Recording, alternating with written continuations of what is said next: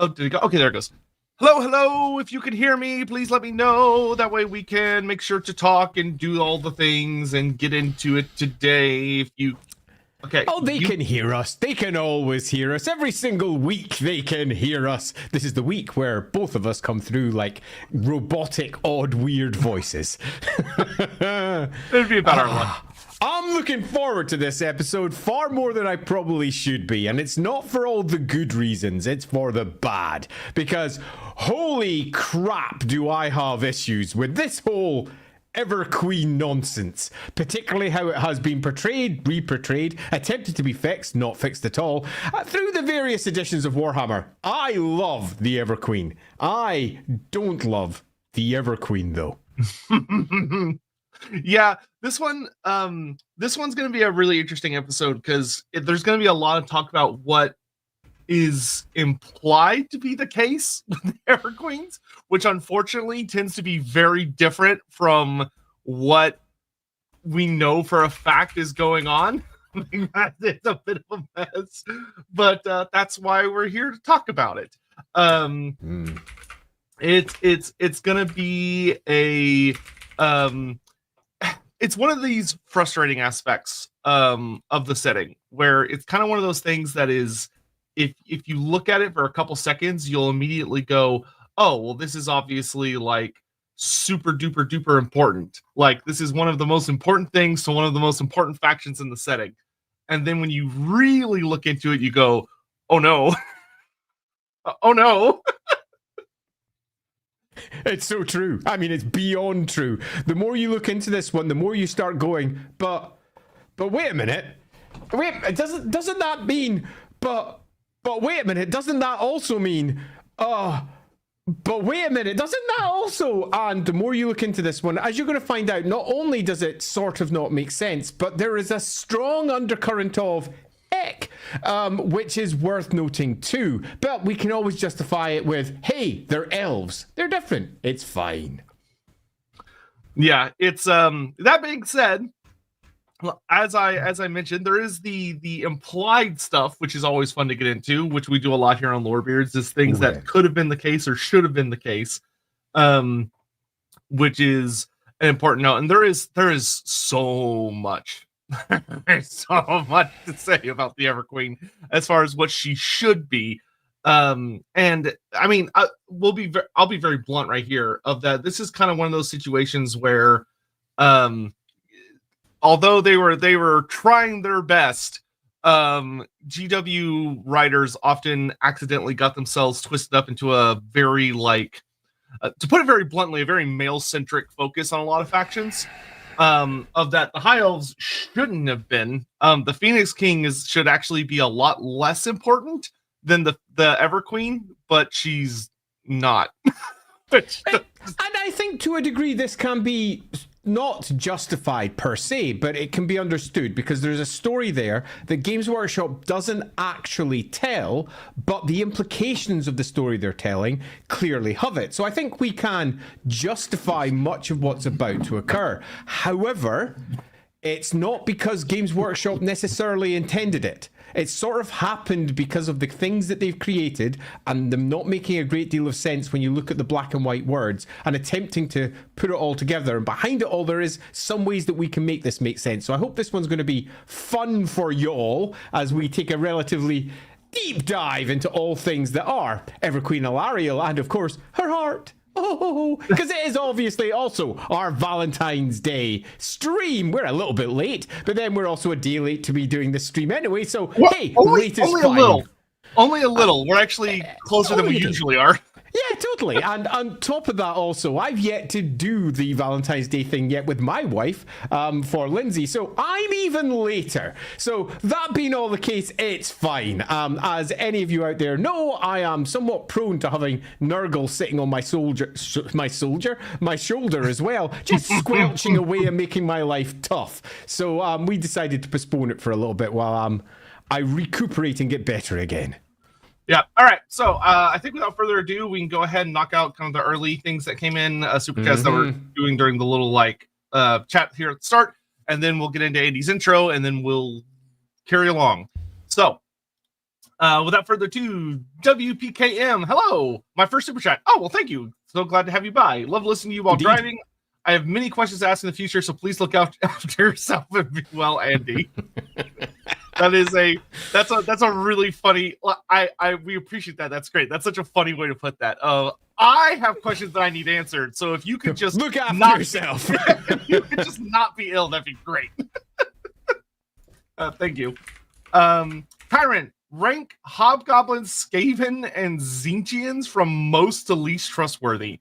I would probably say from most to least, I'd probably say Skaven, Skaven, Hobgoblins, Tzeentch would probably be my personal ranking. Really tough, isn't it? It's hard. Tzeentch, I think Tzeentch is reliably at the bottom. Yeah, Tzeentch is arguably quite trustworthy under circumstances. The Skaven are very trustworthy if it is in their own interest for them to be trustworthy. The Hobgoblins are, as a species, plastered with the idea of being untrusted, largely because of events that they've done in the past, but they have also managed to build up an entire empire up there on the steppe. So all of them, I'd say, have got different versions of their background according to which area you go to, and some Skaven are arguably trustworthy, but I think for me Skaven are almost certainly by their nature and also by their religion the least trustworthy. It is always in their best interest to take a stab to get ahead, no matter what the circumstances are, and if there's an open door there, they'll walk through it almost every time. They are reliably unreliable, where the Hobgoblins seem to do it when it's in their best interest and also it doesn't get them boshed in the head, and when they're actually in control, they don't appear to be that untrustworthy. So Hobgoblins, I'd say, perhaps less sneaky and stabby than you might necessarily expect in some iterations. Tzeentchians are as entirely changeable as the wind. So I'm going to put them in the middle and say the Skaven are the least trustworthy. The Tzeentchians sit in the middle because sometimes they are always untrustworthy, sometimes they aren't. And Hobgoblins, I'm very surprising myself and putting at the top in a way that might be controversial. I quite like that. Sean Soltz. How did Alarielle and Tyrion meet for the first time? So most of this is covered in the Tyrion Teclis trilogy, which was by Will and King. Okay. Yeah, Will and King. And if memory serves, which usually it does, they met in a tournament. So basically, Alarielle moves up to the position of Everqueen rather suddenly because her mother passes away. And there is a tournament to essentially kind of find her a champion. You can think of it that way. And she meets Tyrion because he's one of the finalists. He gets to like the very last level, him and one other prince. And then Dark Elves attack because this is right as the Dark Elves are invading at the start of, well, actually more like start, end? I guess it would be the start of the Great War because the elf stuff resolves before the Empire stuff does. So they meet right before shit hits the fan. So, you know, they trauma bond really well, which is that helps their relationship. Yeah, the whole Tyrion story went through a bit of a rewrite because originally Tyrion and Teclis were just too young. If you actually looked at their first ages when first presented as characters, and they got deepened a little and aged up a little so that they would be, by the time that the end time set, around about 600 rather than being around about 250, 300 or something similar. And the story of Alarielle and Tyrion meeting gets sort of pushed back a little bit to when she first becomes Everqueen. So it's all the way back to when she first becomes the Everqueen. And at that point, there is a tournament, as said, and it gets attacked by Dark Elves. There is a big whole thing, and they trauma bond. That is pretty much exactly what happens. But it is worth noting that little extra detail that the story got developed because the first iteration of it, when you started to look at it, much like most of the stuff to do with the Everqueens when you start to look at it, is a little bitty problematic. I'll add one last thing just in case you didn't know. They're related. 100% related. They are both of the same line, which is the line of Anarion. So Anarion, the defender, yep, that's it. So they're related to begin with, but they're elves, so it's okay, and they're not that closely related. Unless... it's they not, are. Yeah, but elves, nobody cares for elves. Nobody, whatever. Yeah, exactly. It's elves, so it's okay. Morning to Chris. Alarielle loves us all, especially Tyrion. Looks Lord Chris, the Sword of Kane's favorite lady. Thank you, Total War. Yeah, there was this is something that of course has creeped its way into the memedom / like cultural knowledge of Alarielle, which I do find very funny. And I do think there's actually some interesting stuff that could be done with it in a less joking sense. But of course, for those that are aware of like the rather amusing history with Civilization and Gandhi, where the programming for it, there was an accident where they tried to make Gandhi so peaceful that the integer essentially reversed, and it made him the most warlike and terrifying of the civilization leaders. He just nuked everyone. I played that game, and boy, did he nuke him. Yeah, so that essentially happened with Alarielle as well, where there was nothing in her programming that necessarily meant that she was any less warlike than the other legendary lords, and she started the closest to the Sword of Kane. So she always gets the Sword of Kane first in a lot of versions of the game, which means that she would draw it immediately and go on the warpath and be absolutely terrifying. Funny. Which is great. That's always a fantastic little storyline. Tyrant, make Balthazar Gelt the Everqueen despite Andy. He would truly be the prettiest girl at the ball. Even sure, why not? Kornshima, do Everqueens only have one daughter? No. What if they have 2+? So Alarielle did have a sister. Her sister dies young, but it's not. It kind of follows. It seems to follow the logic along that the eldest daughter will be who it passes on to, but there have been Everqueens that have had multiple children. It's not considered like a huge deal. I mean, the first Everqueen that we really know about, which was Astariel, she had a son and a daughter, but it always passes to the oldest daughter once the mother passes away, which is, we'll get into the whole thing about like how the lineage works and some of the issues that start to crop up really fast. As we get into it. Brian, first time being able to join the stream. Well, welcome. Hey, welcome. Great to see you here. Hear about the least explored child whose fate is absolutely cursed by Kane. That you're not wrong. You're not wrong. There is a definite thing where because of the way the Everqueens,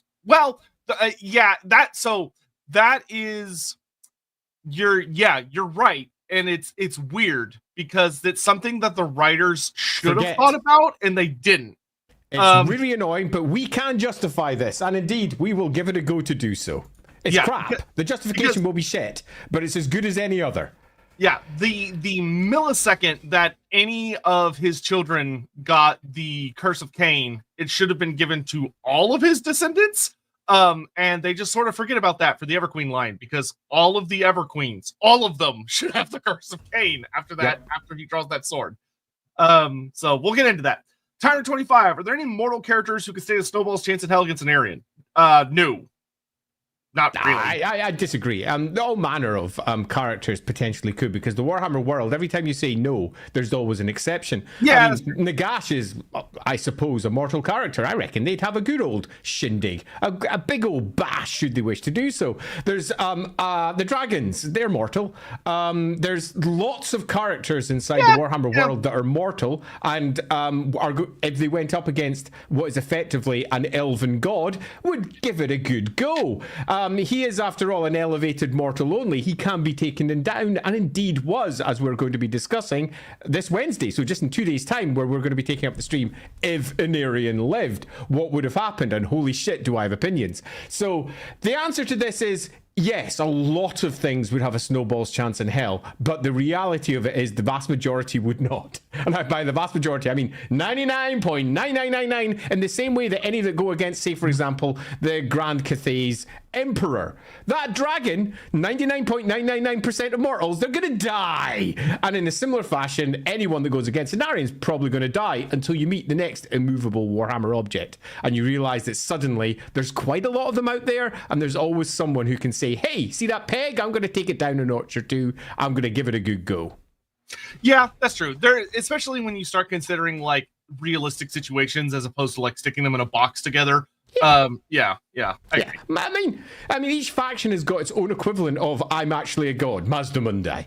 You just throw him out there just for a bit of fun. Okay, move over towards the Skaven, and suddenly there's all manner of weird characters sitting on their stupid council that suddenly does something that makes an Aryan pause for a moment. So yeah, it's complicated. The Blow Person, evening lad. Speaking of the Everqueen, do you prefer the Handmaidens of the Everqueen as characters, 8th edition onwards, or did you prefer the main guard unit pre 7th edition? I have opinions in this as well. Yes. One of my biggest issues from my side is that Warhammer is supposed to present a big game with some characters and loads of cool units that you can play, and they could fit on either side. But the Maiden Guard unit, the Handmaidens, are only 100 strong. That's it. They don't get any bigger.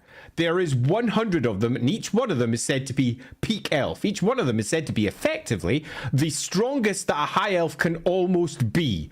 They are not just this, though. They are also great musicians and lovers and players of games and everything else, too, because if you're an elf, of course, you're peak everything. And of these 100, we're then meant to go play a game of Warhammer where everything is scaled down, where units of, say, 12 actually represent potentially hundreds of warriors. Maybe just a 4-to-1 even, so 12 is maybe about 50 warriors, something like that. But if we scale up a unit of, say, 50 handmaidens, it goes beyond the scale that Warhammer allows.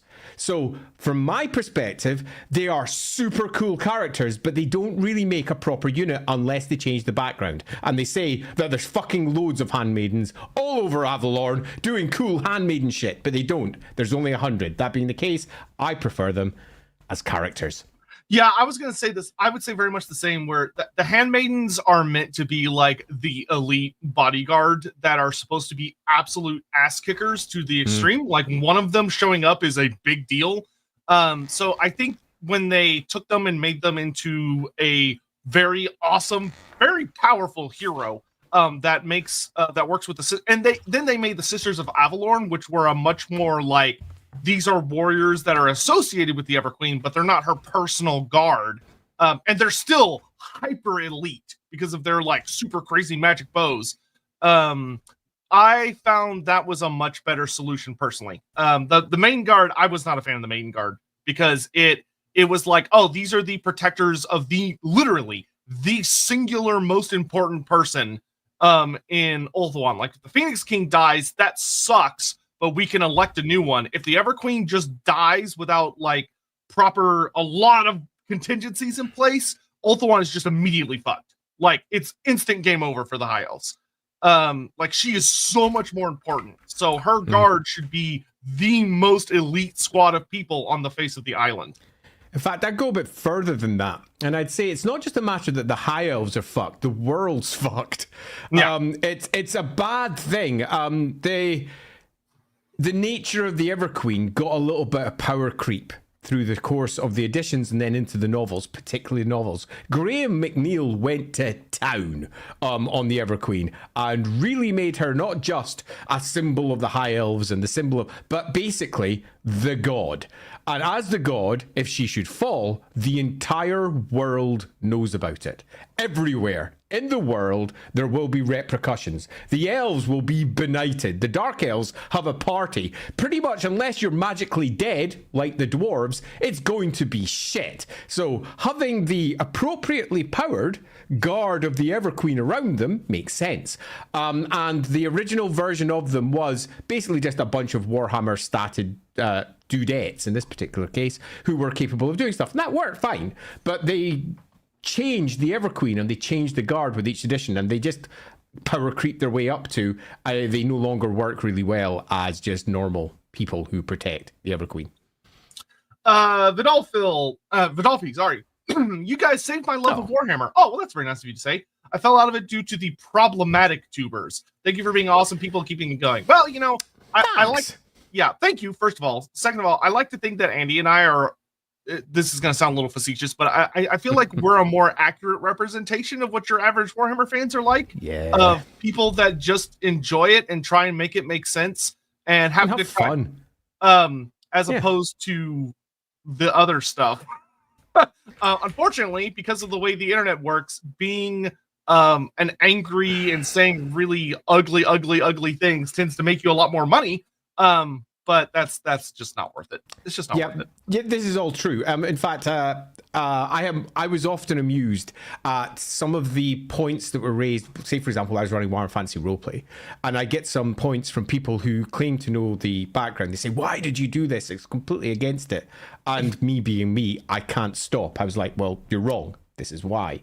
And they were often coming from various problematic corners who then went off and said, "I've just received this. Look at these. This is nonsense." And then me being me, I followed up and said, "Here's the long list of sources. This is why it's not nonsense. This is also why what you're saying isn't correct. And I can't help myself, so I'm going to make sure that you understand this is where you can get it all." And what I found was often the problematic elements were tiny. Like maybe one or two people with a lot of people around them who just went, "Oh, this is the way it is." Great. But when they realized it wasn't that way around, they went, "Oh, actually, you're wrong." And I felt it was worth tackling that. I thought it was worth my time to show that the Warhammer setting is significantly bigger and deeper than a lot of people were trying to paint it into corners with. So I'm glad that you think that what we're doing is worthwhile, because we do. We have fun. And I'm glad also that you think it has reignited your love for Warhammer, because for me, Warhammer is a marvelous setting that, for all it has had many weird choices throughout the course of its history, most of them can be grounded in what was, at the time, very good hoped for thinking that turned out to be not necessarily the best choices, and then it was written over when they realized that perhaps some of the choices they made weren't the best. This isn't Warhammer 40k, where the core of the setting is to be effectively problematic. And this is a problematic setting, and we dance around the problematic elements, trying to show how it's satire, but it sort of isn't, and how these aren't really good guys. They are representations of fascism, but they're sort of not. And they all dance around and get confused. Warhammer is not that. It's just a big, complex fantasy setting, and that is for its, I think, benefit. Yep, couldn't agree more. Super Orlock, thank you for the thank you for the cat face. Chevale or Cheval, one of those two. Alarielle is my favorite Warhammer character. Is her relationship with Aisha and power to cleanse/heal an example that the elves might be wrong about divine magic? No. Yep, I would agree with Andy's assertion. We'll get more into it. We are going to talk about the. This is going to be one of those streams where I'm going to cheat a little bit and let us talk a little bit about avatars of gods versus how they appear in a certain other place in the world, which allows people to look and go, "What's going on here?" Well, we're going to talk about it today. Yeah, I'm actually, when we get to the introduction, I'm going to keep the introduction short this week, because there's lots of potential discussions that might come up from this topic, both from the questions that you ask and from our discussion as we inevitably hightail it in different directions, because there's a lot to discuss here. So I'll keep my intro relatively short to ensure we've got enough space, because some of the stuff we're going to be talking about is pretty deep Warhammer, in particular when it comes to what the hell is an avatar anyway, and what is going on elsewhere, which I think we're going to have to discuss to some degree, because holy shit, there is an enormous difference between, say, for example, Alarielle and someone else. Yep. Sultar, listening to Elf strife while painting dwarfs. Can't think of anything better. Thanks for the stream, guys. Dwarf just sitting there being like, of course they deal with that. Silly elves. King Bjorn, hello. Love listening to you both. Well, thank you. We appreciate so much. Massively heartfelt on my side as well, for that you're out there listening. Big hearts. Valentine's episode. Little hearts. Christopher Clayton, elves making dwarfen family trees look normal. Yeah, though, to be fair, dwarfs also have some weird stuff going on. To answer this one specifically, Clayton, for my own game that I'm doing with LAWhammer, I've got a family tree built of the line of Anarian, so that I can know who the line of Anarian is. And I sort of regret trying to build it, because it is not just a very difficult line to build, given that there's been conflicting writers making slightly different stories, but it's exceedingly cross-pollinated and difficult in a way that makes real-life bloodlines look really easy. And I personally come from a family that has some very cross bloodlines in its past, because there's a lot of royal blood in my past, and a lot of them are sort of interrelated and weird. And that looks easy by comparison to the comparatively few generations between the Cataclysm and the End Times. You'd think it would be easy, but no, No, it's really, really complicated. So, yeah, and dwarf family trees are, by comparison, relatively easy because you just go down the female side and it becomes much, much easier. Because there's so far fewer women than there is men inside the dwarven society and their clans. Eli the Gray. I just got my copy of Dark Deeds last Wednesday, but ran late to the stream. Let's see y'all cover one of my favorite inconsistent characters today. Hell yeah! Thank you for buying Dark Deeds. Go buy yourself a copy. If you haven't done so yet, you should. I'm not going to dance or sing because that would just be bad. But I will say that Dark Deeds is an absolutely immense game created by the marvelous minds of Mark Gibbons and Andy Chambers, along with my little rule writing editions. And you should go buy yourself a copy because it's freaking amazing and looks pretty. Also, there's genuine FOMO at play because it's a limited run. So once it's out, it's out. So you better, and it's running out. So go get it. It is. Good point. Well made. Kobo, the local prince and princesses of the various kingdoms all have a degree of self-autonomy, and the Phoenix King does his own thing. So how much authority does the Everqueen have? Get to that. So we will get to that because that's a great question that Bloody marvelous. Very few people bother to tackle. It's actually it's worth noting. On the broadest case, because we're going to have to get to this as we drill into it, there is a gendered nature to how the Everqueen and the Phoenix King present. And they are viewed to have different things that they're supposed to do because of what they are. And the character we're discussing today breaks those norms hard. And is thus a figure of great controversy for some. So yeah, we'll be getting onto this, particularly because Alarielle is a great place to discuss it, because she is herself a walking, let's say, rebel in comparison to what the expectations normally would be placed upon her position and her role. Watchdog, what in your mind would a wargame model of Alarielle need to embody who she is? So fucking much more. Yeah. I haven't liked any of them. I actually actively despise the Total War version, which I know is strong, but I despise her not just because of the model, which just looks like a human with a crappy pair of ears slapped on.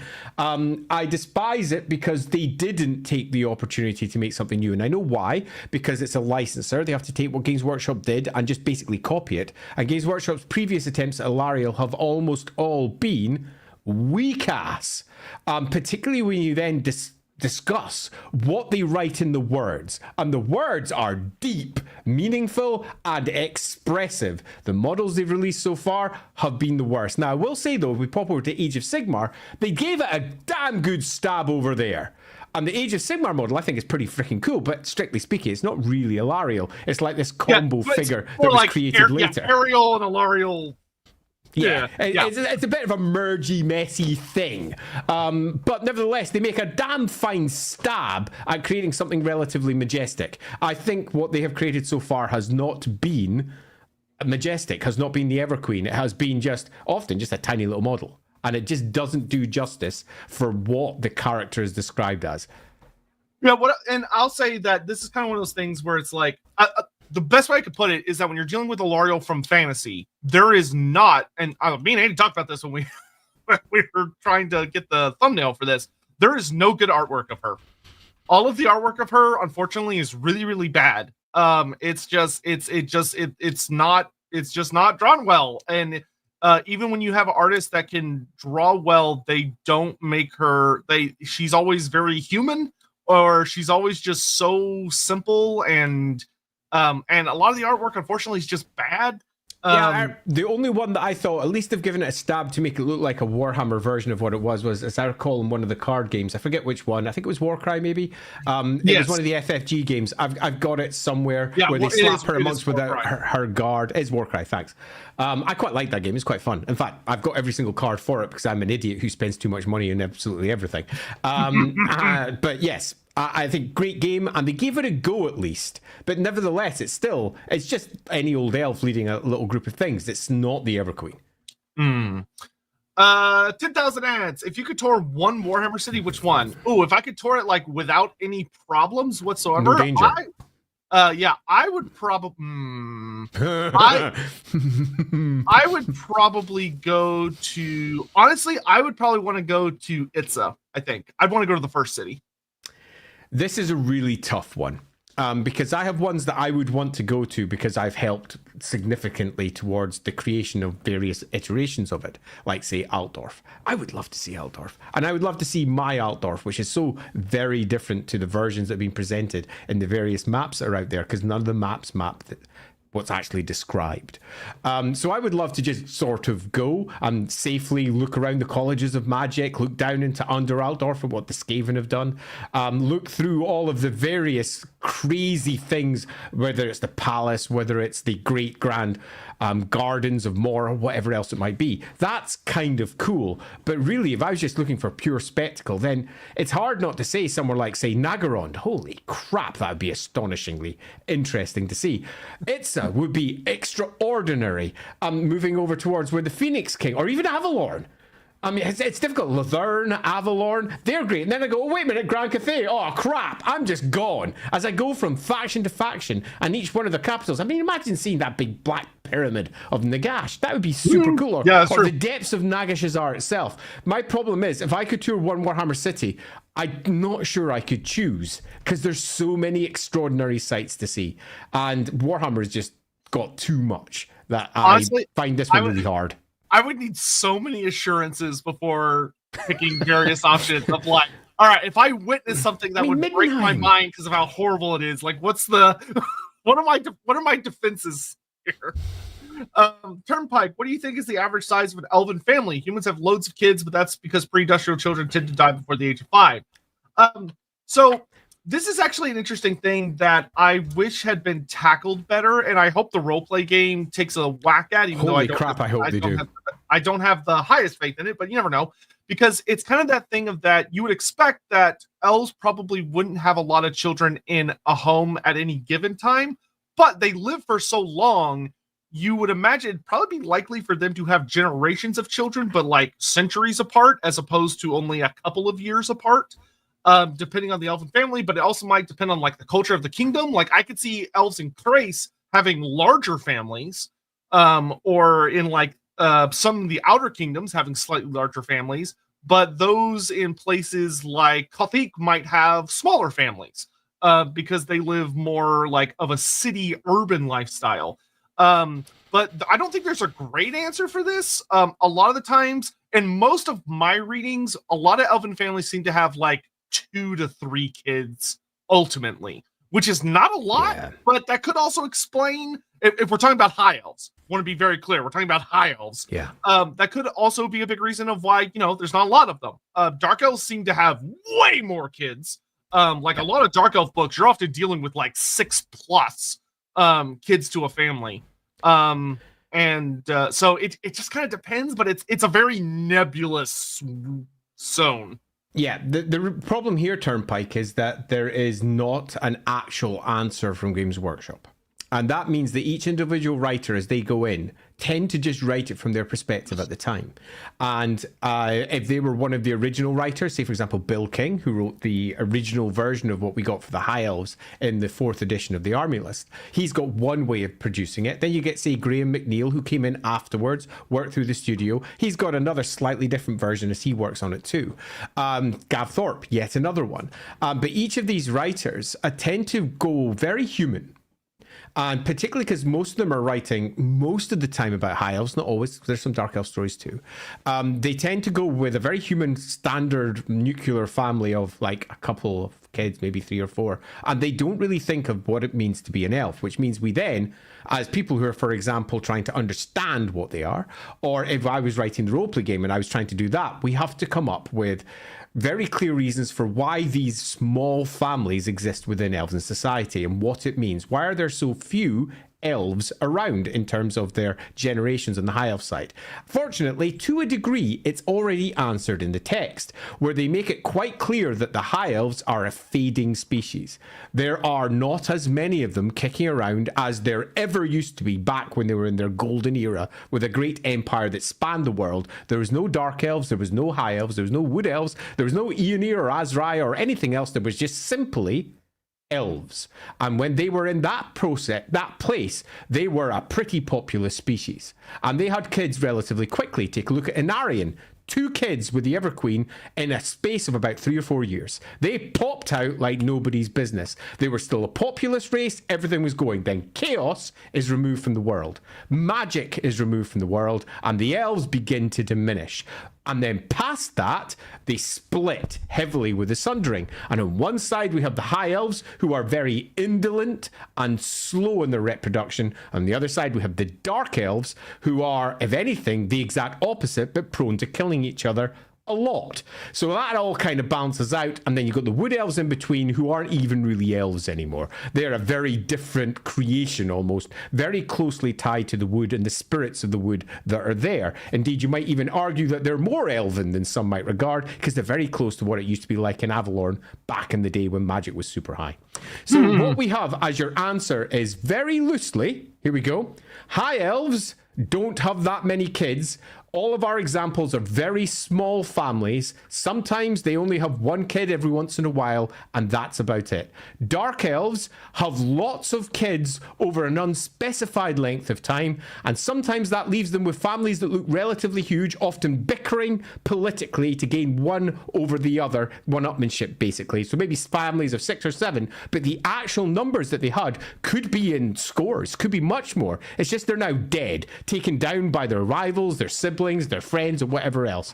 And Wood Elves are just a bit of a mess. The answer is, we have loose numbers that are very human-centric, and we then have to justify ourselves afterwards by looking at each species and what's written about them and coming up with reasons rather than the reasons are written in black and white. Yeah, because I was going to say, I think Malice Darkblade has it's a shit ton of siblings. Yeah, and I quite like that for the Dark Elves as well. It all makes sense. The Dark Elves have clearly got a dynamic portion of the Mandela of gods, where even though Isha sits over on the other side of the Mandela, the dynamic nature of the reproduction has gone on the High Elf side. They are diminishing fast. Yep. Also, happy Valentine's Day, Lindsay. Good to see you. Thank you for coming by. Thank you very much. Happy Valentine's Day, Lindsay. If you didn't know out there, Lindsay is obviously my wife. Yay! And she's the best. She's amazing. She's not only that, she also plays a very good wood elf over in LAWhammer, and you should go watch her. You should. We just had a patron release stream on one of those, and it's a sad story. It's a good one. I look forward to watching it. The picture's horrible. We read that Alarielle's sister, with all the protection of the Ever children, have drowned. How did she drown? Did the fisherman get her? Was it a plot to help the end time? So, if I recall correctly, the reason she actually died is because elven children are still kids. They still are not fully grown, and bad things can happen. If I remember right, I believe she falls from a tree into water that has rocks hiding in the water. You couldn't see it, and when she falls, she hits the rocks that are in the water. So she's essentially either killed on impact or is knocked down and drowns. Which, shit happens. Elves are wonderful mystical beings, but sometimes some of them die to very mundane things. Because life just be that way sometimes. Which I actually think is a good idea to introduce in the Ever family, if you're going to keep using that term, which is a terrible term. I mean, do you have to? In that, just because you are related to someone like the Phoenix King or the Ever Queen, doesn't mean that you're destined for an epic death. Sometimes you die to really sad, tragic, simple little things. Or you could say the old one fisherman got her. Sure, why not? I mean, there'd be no issue with that if you desperately wished. To a degree, it's a bit of a mess in that they haven't really defined what all these things are. And in the few places where they do define it, you are then left scratching your head going, fuck me, elves are proper crazy, aren't they? How could they ever die? And I think it is very important from the author's perspective to ensure that they are grounded. Now, that doesn't mean grounded in a human reality. It means grounded in what the reality is for being a high elf, and particularly being a high elf from a particularly prestigious line that carries the blood of an Aryan, that is carrying the blood of gods, and what that means. And grounding that in a form of reality can be hard for some writers. Some just go over the top and go mental and go, everything is cool and over the top. 11 is not enough. I'll dial this to 111. Ha ha ha ha ha. Where others will say, no, they're just normal kids, and watch, dead. Ha! killed. So the answer to this is different writers have taken different routes. Yeah, but I mean, especially when you're reading like Bill or William King's writings, he tends to take a pretty grounded approach a lot of the time, which is good. I honestly appreciate a lot of that about his writings, because it does make it where he does decide to go crazy stand out in really spectacular ways. Yeah, and you get yourself a relatively strong contrast between peak elf and elf, where some of the descriptions that say the Everqueen over in Graham McNeil's front. Holy crap, the Everqueen is the Everqueen. Yeah, she gets pretty crazy. And that's pretty cool as well. Yeah. But you're often then just left with, well, holy shit, what does this mean for everything else? And that's where it often gets a bit grey and fuzzy. And I think Graham nailed it, by the way. Oh, yeah. Cameo, would Alarielle / Avalorn folk be welcome in Atha-Loren or the Lara-Loren? What do they think of each other? I'm only a bit aware of their end times lore. So generally speaking, yeah, relations would probably be pretty strong. There would be an interesting, I'm not exactly sure how the Wood Elves would handle it entirely, but the Wood Elves are noted, Ariel is noted to have deep respect for the Everqueen. When Ariel becomes aware of the fact that the Everqueen is under threat, in the 8th edition storyline for the Great War, she sends a group of Wood Elves to go save the Everqueen. And they do. Like, they do a great job. Like, it does not seem to matter what kind of, like, where the Everqueen would go. There is a deep relationship between her and all elves, which something I will want to talk about when we get into it here in just a little bit, is that does make the Dark Elf situation very interesting. And very unique. It's one of those things that's just kind of thrown, but if you really think about it, you should go, wow, this should have some really deep, weird implications. Yeah, and it's kind of just never addressed. But we'll talk about that. Loosely on this one, the elves of Avalorn, you could very mistakenly say, well, they're just wood elves. And the mistake is, here at least, that one, yes, they are. Let's make that clear. They are. But the Wood Elves, as in the Azrai of Atha-Loren, aren't really, strictly speaking, elves as we understand them anymore. They were changed by the wood. Which means that even though they are, in many respects, the successors of Avalorn. Avalorn did it first, and the Wood Elves came after. They changed and became something else. So the Wood Elves coming back to Avalorn are a little bit like Wood Elves coming in and being completely different species almost. They have different culture, different feelings, different needs. They are much more isolationist, but they are ultimately still kind of elves. And that being the case, they still have the tie directly to Alarielle, who is the Everqueen, who is directly tied to all nature in the world. Let's mince our words here. The world. That being the case, they have a natural tie. They can't break that tie even if they wanted to. They are directly linked through to her and the elves of Ulthuan in a host of ways. But it is often portrayed as nothing more than an alliance, an awareness, a need to recognize this ever-distant Everqueen that they don't, strictly speaking, recognize as having any rulership over them, but nevertheless spiritually does. And that means that there is always inextricable links that will never be broken. Wood Elves, as in the Azrai, and the Avalornians are two very different people with the same root. They both come from the same place, but they've had two big changes. On the Avalorn side, their wood was destroyed and rebuilt, and over on the Azrai side, they have the original wood and it's gone wild, and it's changed all the elves within it. So they're two different peoples with two different cultures who have a lot in common, and they mostly work together, but they very rarely ever contact each other anymore, because why? The Avalornians don't pop over to Atha-Loren all that often, and Atha-Loren law, as far as they're concerned, all that matters is home turf. Singemeister, what's Age of Sigmar Alarielle's workout regime? She's hench. I don't know that term, but I can gather what it means by the implication.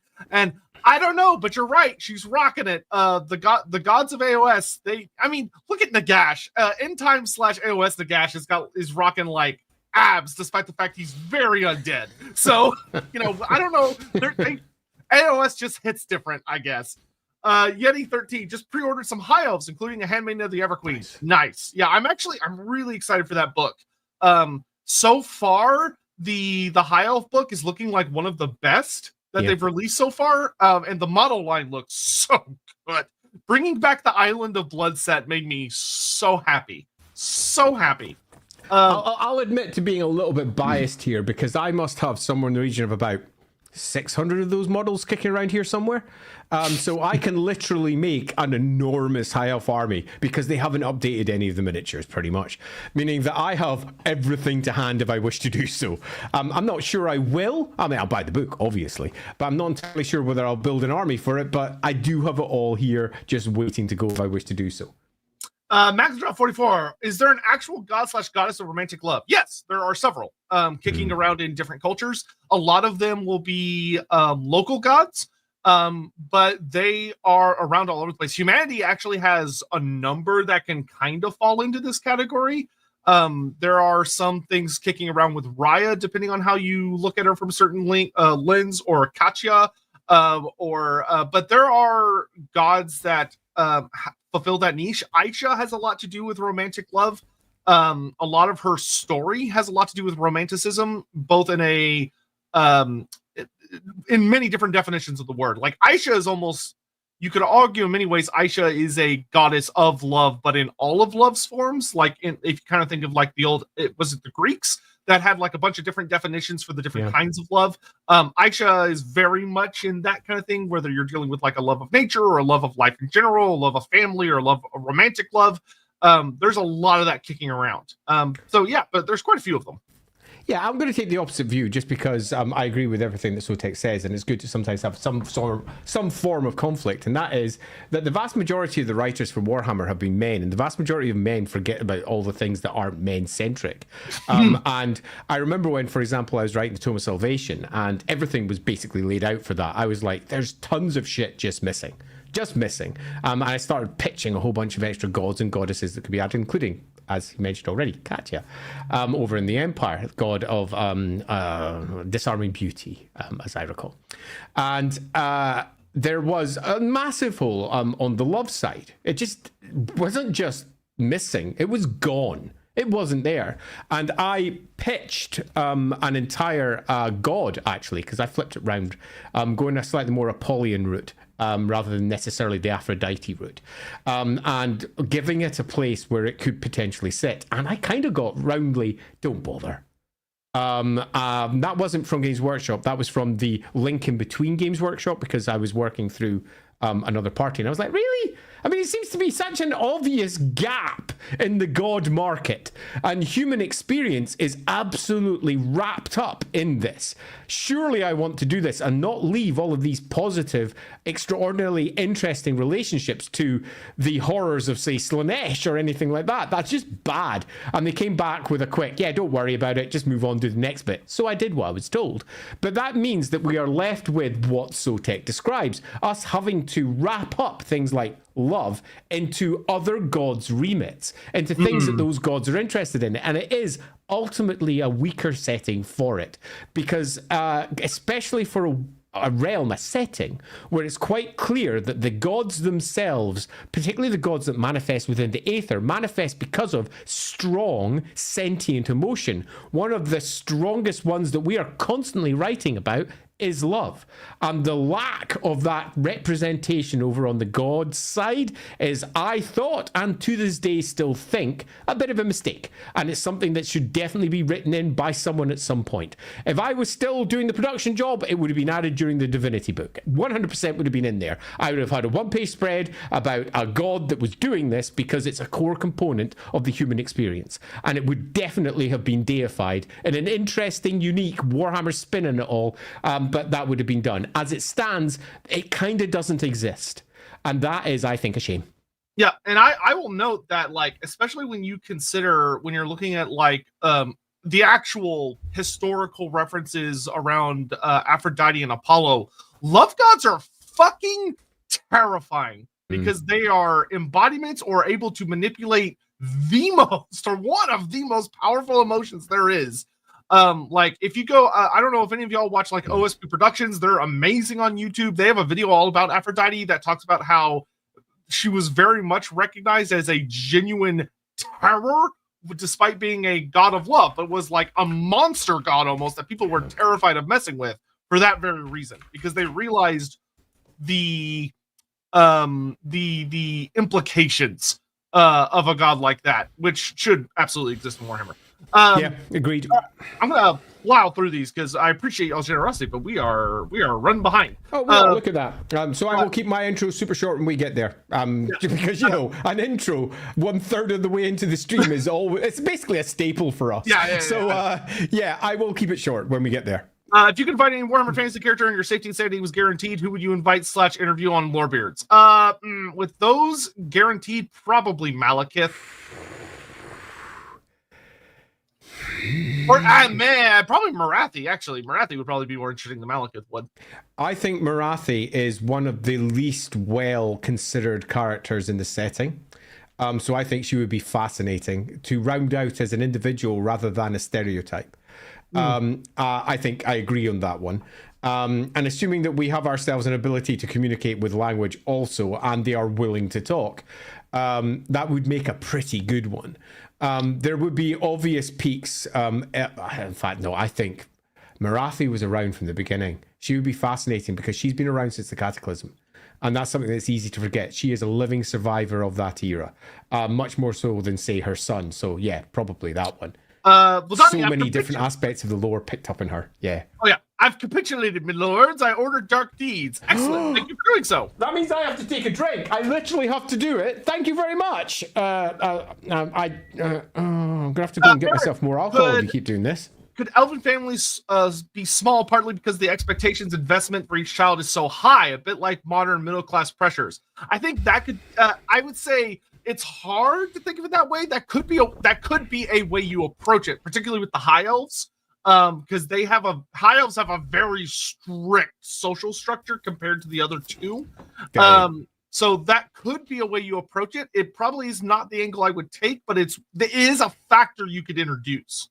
So I did a couple of things for the LAWhammer version because I wanted to justify this. And I'll give you some examples of the things that I did to make it work. For example, my elves very much can only have children if they choose to, from both sides. So an elven woman can just choose to not be impregnated every time they have sex, which means the vast majority of them, for cultural reasons, just don't. Because of the length of time, because gestation is long in my version, the length of time for the kids to actually come about, and because there's lots of shit to do, and elves are teenagers in the moment, constantly worrying about the next thing that's on the horizon. They all have ADHD extreme, they're all super autistic, they're all, in terms of human experience and comparing them, they're all incredibly focused on whatever sits in front of them, and children get in the way. So there's an easy way to do that, where my dark elves are much more on the abandoned front, and they have abandoned that aspect of them. They no longer control when they have kids because it's considered to be effectively culturally wrong to do so. So they just let chance happen, meaning that dark elves have far more kids in my version. But the answer here is you kind of have to make up your own reasons, because as it stands, Warhammer hasn't answered this specifically. Now for LAWhammer, I have very easy, obvious solutions for it. And it builds up a host of differences between the elves and other species that makes sense. And if I'd been writing the elven book, I'd have probably included some of it, what I thought Games Workshop would have gone, yeah, that sounds like our elves. But some of the stuff I created for my game, I probably wouldn't, because I'd say, yeah, Games Workshop don't want that. That's not their elves. That's very much what I'm doing for my game. But broadly speaking, the answer to this one is there's not actually an answer. And yes, we have to make them up.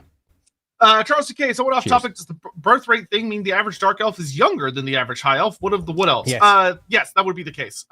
Wood elves would actually be kind of a funny mix, because wood elves have a weird thing where it's like the forest supposedly keeps them at like an even population. So when new ones die, new ones are born, or old ones die, new ones are born. So they'd be a little bit more of a mix. But yeah, the average dark elf would be young.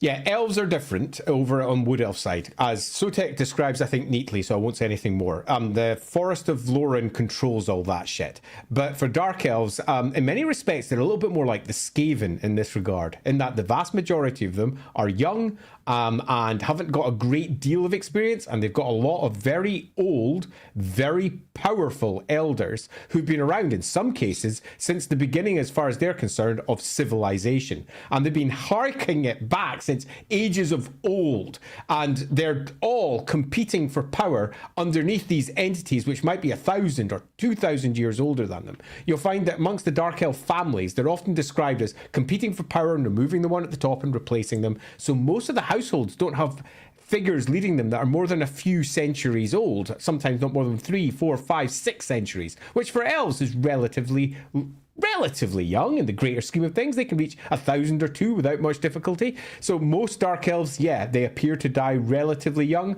with a few powerful ones very much holding on to their power and never letting go. Kobo, shout out to Yuri and Poison Blade, the assassin of Everqueen Estriel, which is Alarielle's mother, for anyone curious, an accidental savior of Tyrion and Teclis. He has great design too, if you've ever seen it. Yeah, we'll talk a little bit about him because he does come up a couple times. He is a very interesting character. Bill King did a really interesting story with him that I actually like quite a bit. Also, he has been through some really funny changes because he went from being more like a Dark Elf master type character, and then he got transitioned into an assassin, which was a bit of a weird journey for him. And then he kind of got turned back into a master, depending on who you ask, because they couldn't really settle on what they wanted him to be. But it is, whatever. Yeah, I'll just simply add that he was actually one of the original inspiration points for the path rules that I was building for my version of over in LAWhammer, because there was a clear set of very different versions of that character, and I wanted to justify them all within my rule set. Not to derail, but Sarah's character drives me up a wall. His actions fit a religious zealot profile. His lord claims NPD. I don't know what we're talking about. Okay, I feel like I'm missing something here, and occasionally I do. So, Sarah, religious season, NPD. Naguo1992, please provide a bit more context down in the comments. We'll look out for it because you've hit an obscure piece of lore. Cetra! Oh, well, suddenly it all makes more sense.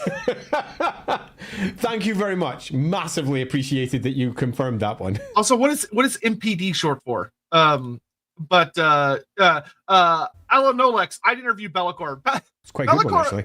Yeah, Bellicor would be good. I feel like he would just ramble about himself the entire time. Super Orlock, what else have a natural birth control cycle called Dryad? You know what? You joke, but that actually is noted in the lore that there is a absolutely thing is that. They don't control their birth cycles, and it was the Wood Elf position that made me go, I think my answer is that the High Elves do control their birth cycles, and that started things off in a different way. The Wood Elves in many respects have divested that to the forest, and they have children as and when required, where the High Elves have children as and when they choose to, because the High Elves ultimately are the stiff upper lip, I control everything type. They're the more political version, which is why I chose, for my version at least, for them to control it. Narcissistic personality, definitely. Yeah, and, NPT, yeah. That being said, Cetra, we don't have time to discuss this, but all I'll say is Cetra is a lot more devout than he might appear to be, but his expression of religion is very different than what you might expect. But anyway, all right, let's get in the intro, get through this really fast because there's a lot to talk about. Have we actually done them all? You're kidding me. Oh, okay, one last one came in. We touch on Alarielle's father is really... Yes, we will talk about that because technically the answer is provided, but it also doesn't make sense. So we'll get into it. That's where it starts getting complicated, man. Yeah, Everqueens. Okay, I'm going to keep my introduction super short now because we are now 1 hour into our stream. So first, thank you all so much for all the super chats. Enormously appreciated. It is Valentine's Day and it is always nice to give hearts out to everyone. And we... as in Sotek and I, discussed what we were going to do for today. And my first thought, as in for Valentine's Day, was the Heart of Avalorn. Because the Heart of Avalorn, for me, was a super brilliant magical artifact that I loved all the way back in the 4th edition of Warhammer Fantasy Battle. And it was first introduced to Tyrion as a gift that he had received from Alarielle, from her to represent her love, which he wore, the Heart of Avalorn, this great crystal ruby that sat upon his chest. But the lore for this particular piece slowly but surely adapted over the editions. And this became a representation of their love, but it also carried somewhat of a curse. In that, should he ever die, the heart would break because of Alarielle's love, and he would be reborn, but that heart would be broken.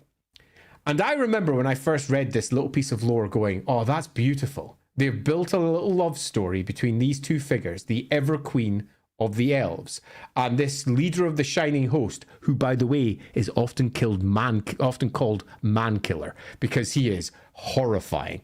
So we've got Tyrion, this shining example of elf princedom, and we've got the Everqueen. They love each other. They've got a symbol, and should it break, he goes fucking mad and no longer loves her anymore. She no longer loves him. There's a dark story in there. That'd be brilliant should it happen. Should it come, the end times become a thing. Love this.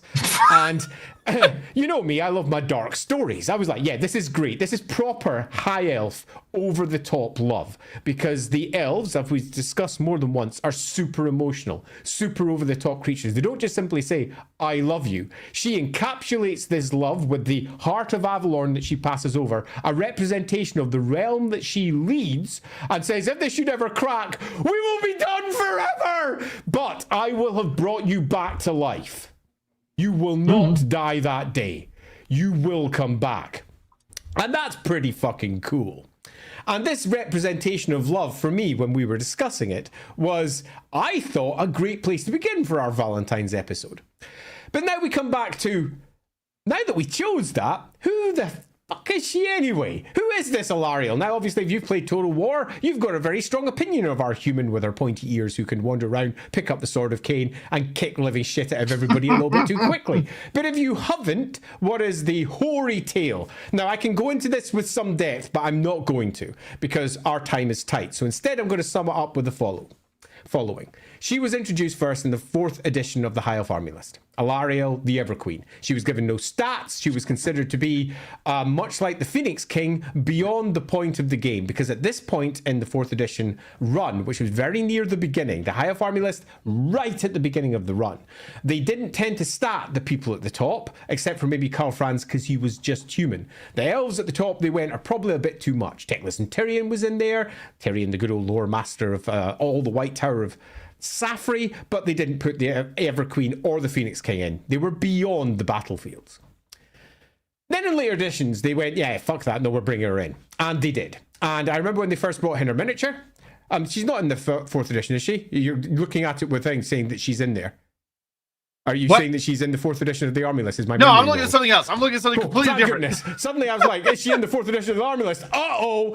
And the later one, she got pictured. I think it was Des Hanley who did the first picture of her. That's off the top of my head. I'm probably wrong. She got pictured in there with a long host of her handmaidens beside her. The very first time when she was pictured with her hand up, Alarielle the Everqueen was marked, and they said, haha, these are her stats and these are her handmaidens. And I think 5th, might be 6th. And then she was included pretty much in every edition afterwards, although she did skip one edition because it was 6th that did all the skipping, so it was 6th as I recall. They didn't provide stats for her. And Alarielle is presented in somewhat of a scale creep each time. Starts off with her just being the Everqueen, the chosen of Isha, the high priestess of Isha, if you will. And as time goes by, that changes.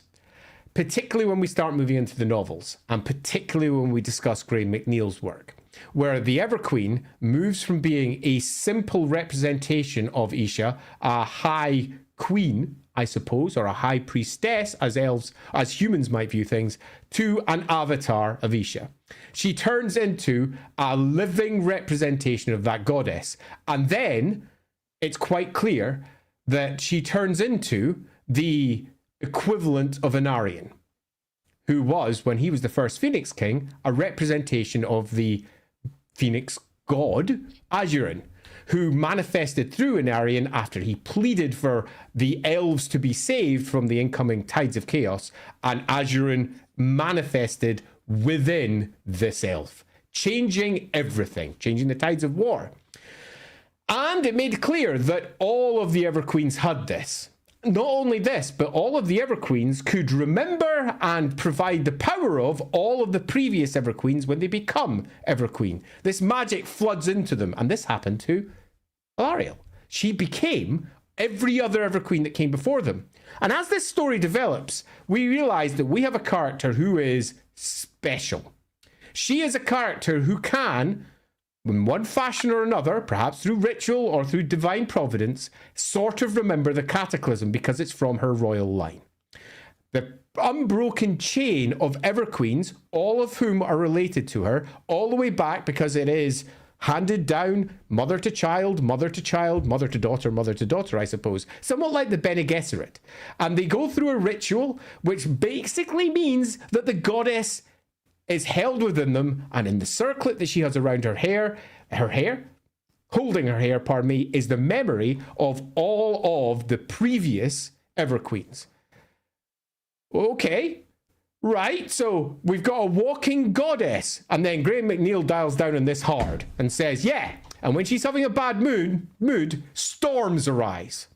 When she's happy, plants just grow. When she is sad, everything goes dark. And when she nears death, the statue of the Everqueen down in Laverne goes dark.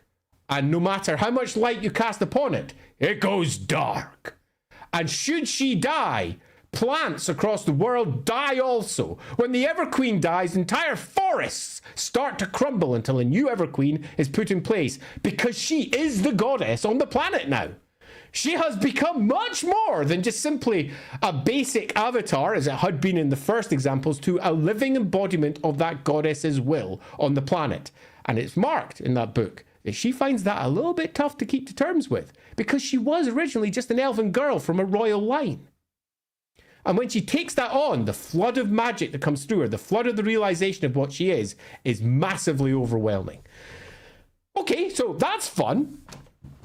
And I remember reading that going, well, holy shit, this is dialing up to Warhammer. Love it! Because this matched the background that had been described for Inarian and the elves and a whole bunch of other stuff, but had been ignored. And didn't really get proper detail until we hit the end times and we started popping up with a host of elven avatars that were kicking around out there. Gods who had manifested within elves. So what do we have? Trying to keep this introduction short. I'm going to keep this one under 10 minutes. So what do we have? I've got so much stuff I want to say. This is why this one's a bit disjointed. Super disjointed. What do we have? We have got the Elven Queen of Avalorn, which is one of the 10 kingdoms of the elves. The Elven Queen of Avalorn is the Everqueen also, who is the queen of all elves. She is the Everqueen with an unbroken line that spans back to pre-Cataclysm times, because in the original version of the elves, they were led by just a queen. That was it. They were a matrilineal line that ruled all elves, and they were directly tied to Isha. Something happens to the elves, and whether that's Isha was always a part of it or it came after Azuran, it's uncertain. But what happens after the arrival of Azuran is that they become a species with a king and a queen. And the Everqueen is ritualistically married to the Phoenix King, and they have at least one child. They must have one. They have one child who will be female, because elves can choose this shit regardless of what they may say elsewhere, or you could just claim that the goddess makes it so. They have at least one child. If they're in love, they might have multiples, because elves are fickle creatures. Love manifests in many different ways. They're not like humans. Marriages, because the king and queen are sort of married, comes in multiple forms. After they have had their child, they can then have a consort, or multiple consorts, 50 if they so choose. They can even appoint them as a special people in courts, whether it's the Phoenix King's court or the Everqueen's court. Consorts doing their thing, which is what Tyrion is to the Everqueen, her consort. And somewhat, I think, interestingly for our Valentine's themed one, they kind of just do it together, probably. I mean, the Everqueen might do her own thing on the side beside Tyrion, but Tyrion is very much dedicated to her. Unlike most elves, particularly high elves, who are all over the place, sleeping with literally anybody, as their whims desire, a bit often just fostering different political allegiances. Sex to them is a tool like any other. It's also something that allows escape, something that the elves, particularly the high elves, are known for, because they are somewhat indolent in comparison to the others. She is this great figure of the high elves, leading them all, but she's also more, because when she was a kid, she got into trouble more than once. And when she became Everqueen for the first time, she sees a lot of war, mostly with the Dark Elves. And she turns her head to something that most Everqueens don't previously. And this is the bit that I'm going to end with her. Our previous Everqueens were very much manifesting what is seen as feminine qualities. Great beauties, maternal, attached to nature and wilderness. They are the wood elf, almost representation of what you'd expect from an elven queen. Think of Titania or something similar from the real world. She manifests all of these as the elf queen. But no, she turns to war. Again and again and again. Because she was attacked and she's taken it pretty fucking personally because of the events of her life. And this means that the Everqueen, the last Everqueen that we will ever have, throughout the course of her life, goes to war again and again and again and again and again. She takes her handmaidens, all of whom are kick-ass motherfuckers, and she takes them to war with her again and again. She goes to war against demons, she goes to war against invaders, she goes to war against greenskins. If you name it, she goes to war against dark elves. You name it, she's given it a goddamn good go. To the point that Finubar, the Phoenix King, her very first husband, so to speak, who is supposed to be the representation of war and bringing about the great judgment of the elves upon the rest of the world. He's largely someone who sends the elves out to make friends in comparison to previous Phoenix Kings. And he's often sitting in Laverne doing fuck all in comparison to what she does. And there is seen to be this role reversal. I broke my 10 minutes. There seemed to be this idea that the Phoenix King, who is meant to represent male qualities as we stereotype them, has become, in some respects, far more the feminine figure. And the Everqueen has become the far more masculine figure, in that she has started to reach out and not just go to war, but conquer. And I think that makes for a super fascinating start for a character, particularly when you see how strongly influenced she is by Tyrion. Tyrion, who is a warlord, the leader of the shining host of the elves, arguably their best general. And, last note here, Tyrion looks identical to Anarion. He speaks with Anarion's voice. He is a younger version of their first ever Phoenix King, and ultimately her greatest grandfather on an unbroken line.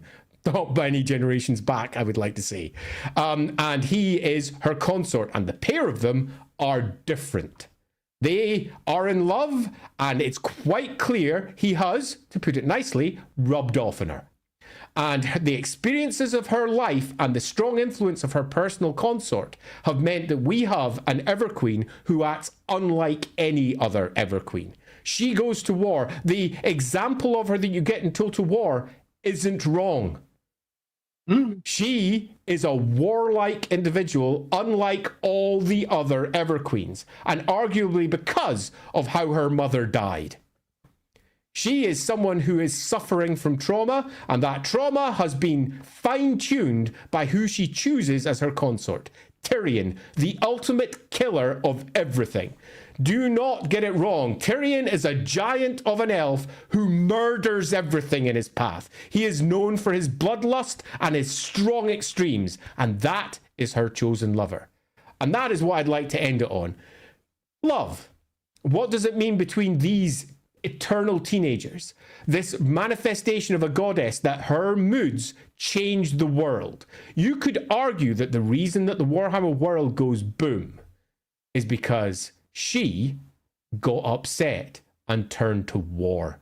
So ultimately, you could argue that Chaos's great goal during the last incursion of Chaos was just to make her turn to war. So, spicy. That was a fun, interesting way to introduce the idea. It's obviously not the intro I was going to go through each of the editions like I planned, I generally do, but I just fumbled through all that and said, let's talk about the character. She is a warlike Everqueen who is the manifestation of the goddess of fertility, the source point of all elves, and has all the memories of all of the Everqueens all the way back to the very first one, probably before Alarielle, the first one that we have named. She has access to, through one route or another, how the elves first formed, and indeed it's marked into her background. She does know this shit. She knows the beginning of time. She knows that she was brought forth by the first divine spark of the gods, and that she has the same power. And that's fucking immense. Yeah, there's oh man, there's so much to say about her. One of the things that's really interesting about Alarielle, Where do we start? Like Andy says, one of the things that's really fascinating about her in this war aspect, which actually does tie really well into her Age of Sigmar storyline as well, because the model that we have is literally the war aspect, which is not what she always was, but it's what she becomes after the end times point to electric boogaloo. But in any event, the big thing with Alarielle is her power was not originally intended for destruction. It's not originally intended to war, but that's what she turns it towards. And to be fair, when she is strong, it is scary as fuck. Where there are one detail before I forget it, just to make sure we discussed this earlier in the stream, but I want to make sure we get the detail out. She also is of the bloodline of Anarian, which I definitely said, but that means she carries the curse of Cain. All of the Everqueens carry the curse of Cain, and the High Elves don't talk about it. The true power without the curse of Cain is on the Phoenix King's side. It's not on the Everqueen side. So we have there even a potential justification for why the Phoenix King exists, to balance out the curse that now lies upon all elves because of the drawing of the Sword of Cain. It's a nasty one. Yeah, that is actually a big thing worth pointing out, is that none of the Phoenix Kings have had the Curse of Cain except for the first one. Yeah. Because they're not direct descendants. Whereas the Everqueens all have the Curse of Cain, because they're all direct descendants. Yeah, and the writers tend to forget that part.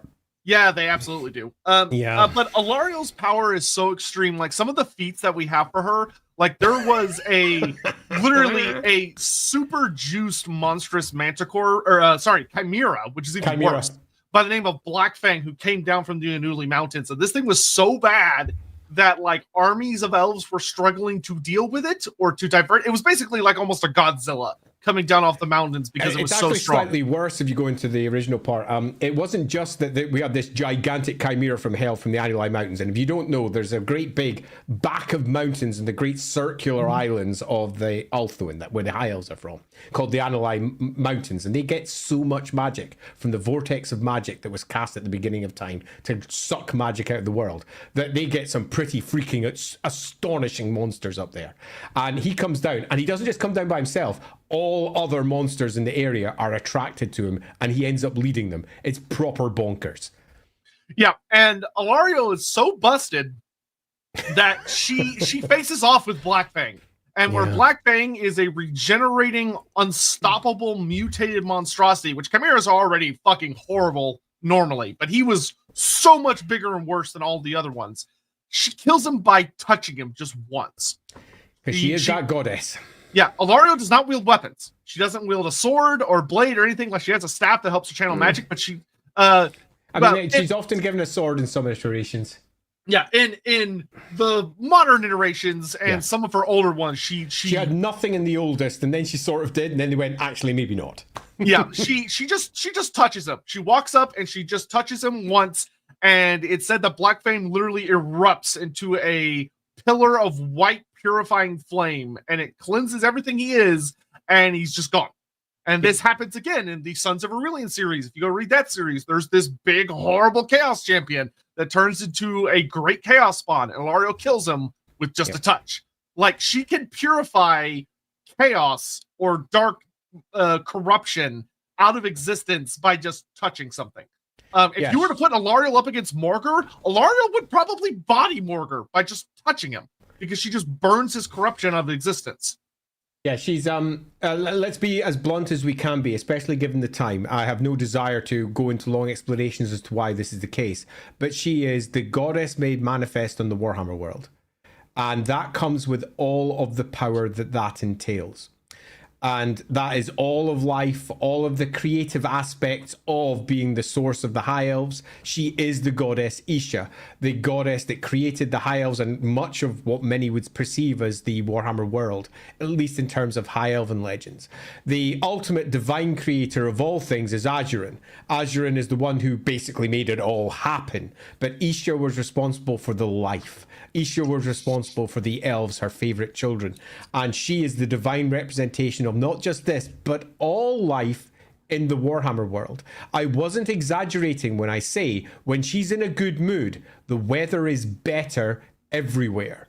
The Warhammer world doesn't have proper physics playing here in the same way that the real world does. You fuck about with the weather in the real world and all sorts of crazy shit happens, as is almost certainly obvious to anyone who's a meteorologist. It's a very complicated thing. It's hard to predict the weather. In the Warhammer world, it's much easier to predict the weather. Go have a chat with the Everqueen. She in a good mood? Then yeah, great. All right, things are good. Now, I'm going to grab the steering wheel and I'm going to take us hard, pivot hard, because we're going to get into the stuff that you're not going to find on any fucking novels or wikis or any other stuff, and start talking about some various things that have come up over the course of the chat. We've already talked a little bit about how the Curse of Cain is there. It's never addressed, but it's there. It is something that is plaguing all of the Everqueens. Another thing is, so one of the things the lore introduces that flat out doesn't make sense and ties back to this thing about Alarielle's dad. So Andy already mentioned this, of that, according to the lore, and this very quickly falls apart really fast, the Everqueens are supposed to be, and granted, this is one of those things that should have had more information because it would have been fascinating, of before an Aryan, the Everqueens could just choose their partners. There was no divine right of inheritance to make a ever child. It was just she chose a partner and her eldest daughter would become the new Everqueen. Because the Everqueens have been an unbroken line since forever, and I'm going to get into it. Since the elves were first created. Arguably, the very first Everqueen is the very first elf. Yeah, and I can actually prove that that's the case, because if you go read in her 8th edition rules, the Shield Stone of Aisha, which is one of her magic items, is quite literally said to have been created when the island of Ulthuan was created, and it was given to the first Everqueen.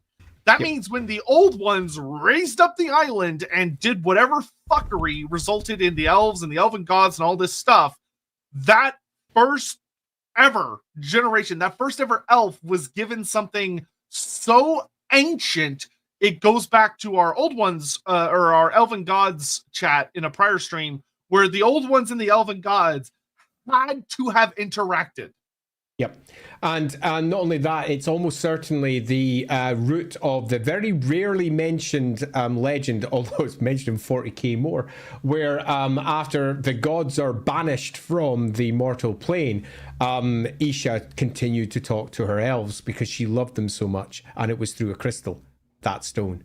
She talked to the Everqueen, her favourite child. An Everqueen with an unbroken memory that goes back to Isha herself. Arguably, one of the primary reasons that they are so closely attuned to Isha is because they hold a lot of Isha's memories, because the first child of her was probably the first Everqueen, which means their mum is Isha. And that's a super fascinating route to take. She is the literal avatar of Isha. Yeah, and it gets even crazier because her crown goes back to an Everqueen before the Phoenix King. Her staff goes back to the first Everqueen. Like, these are artifacts that have been passed down for beyond, and this isn't 10,000 years ago. This is well before 10,000 years ago. This is old shit. Like thousands of years before chaos is even a blink in the eye of the shit that's going to hit the northern and south poles. But all that to get back to this situation, this is an annoying question because the technical answer to who would Alarielle's father would be is Finnabar. Finnabar should be Alarielle's dad, because he was the Phoenix King when she was born. And that's where it begins to break down. And this is annoying, particularly from someone who has attempted to make the bloodline. Because the Everqueen is the child of the previous Phoenix King and Everqueen. That's it. That's the story. But every time you look at it, you go, wait, what? It doesn't make sense. It can't make sense. Or if it does make sense, there's not just some incest between the various Phoenix Kings and the Everqueens. There's a lot. And I do mean a lot. Where Phoenix Kings are having children with their own daughters. Because that is the only thing that makes sense of the strict rules that were put in place. And you can either accept that and say that that is what was put in place because elves are different to humans. They don't have the same issues with incest. And it's not just they don't culturally have the same issues. They don't literally physically have the same issues. They will not breed impure children, as many would put it if you had a child of incest. They will breed just pure elves because that's what they do, which means incest is not an issue for them at all in regards of at least the biology. That being the case, then yeah, sure, that works. The Phoenix King is having kids with his daughters. They have a kid with the next Phoenix Queen, because the Phoenix Queen, pardon me, Ever Queen, because that's what the tradition is. Their first daughter will be the next Ever Queen, unless they should be killed and they have to make another one. It starts to fall apart the more you look at it. Yeah, and so there's a fun thing that you just gonna have to wrestle with, but according to what GW's given us, that's what the answer is. Yeah, if we go strictly with what it is, and I think that is worth being a good starting point. Her father is also the father of her child. Her first one, at least. And that's just what it is.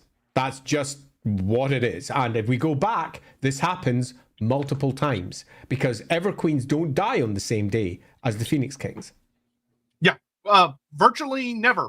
Almost never. Yeah. We have lots of stories as to when it happens, and they always fudge over it because nobody has written a new piece of lore to make sense of it. Now, it might come in an elf book, and if I was writing the elf book, it probably would, and not necessarily in a way that would make everyone happy, because I don't necessarily think the incest issue is as much of an issue for elves as it might be for others. But it's an issue that, if it is the case, it has to be addressed. And that would be an interesting conversation with Games Workshop to have. Do you want incest? Because the answer is no. I have to write a different background to your existing background. I'd rather not fudge over it. I'd rather provide answers. Yeah, and that's the thing. Like Andy said earlier, I think there could be an interesting story there, of especially if you go with the idea that if you take it from the Everqueen side, you make it an interesting story rather than the Phoenix King side, which is the way the army books kind of handled it, which is what makes it weird. It's that, the Phoenix King is so important that he has to have a child to be the next Everqueen, even though he's an elected official. And if you really, when you delve into the lore, he doesn't actually do what Anarian did to go through the flame. He's not an actual embodiment of Ashuran. He's just an elected official. That's all the Phoenix King is. That's all he is. There's really genuinely nothing special about the Phoenix King. He marries the current Everqueen, which means he will have married the previous Phoenix King's queen, because that's just how it happens. Yeah, which is lovely. Which messy. When you actually look at it from a realistic sense, it should be taken from the Everqueen's perspective of, the king needs to marry the Everqueen because he's not that special. He needs to inherit a lot of his political authority and power from her through marriage. Now, I think we can build that story, and we can also justify why they don't use the Everqueen, because the Everqueen is a figure of not just some importance, extraordinary importance to the elves.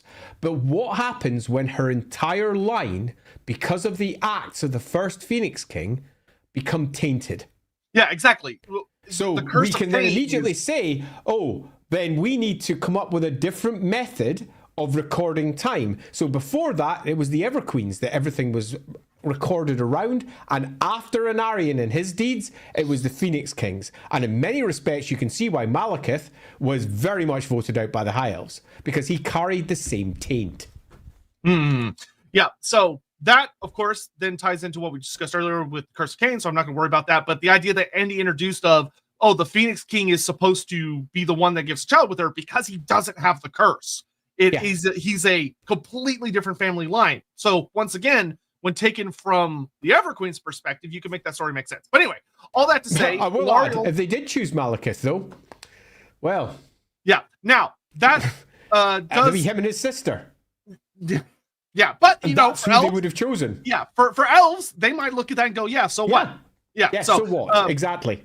Now this also does add to the exactly.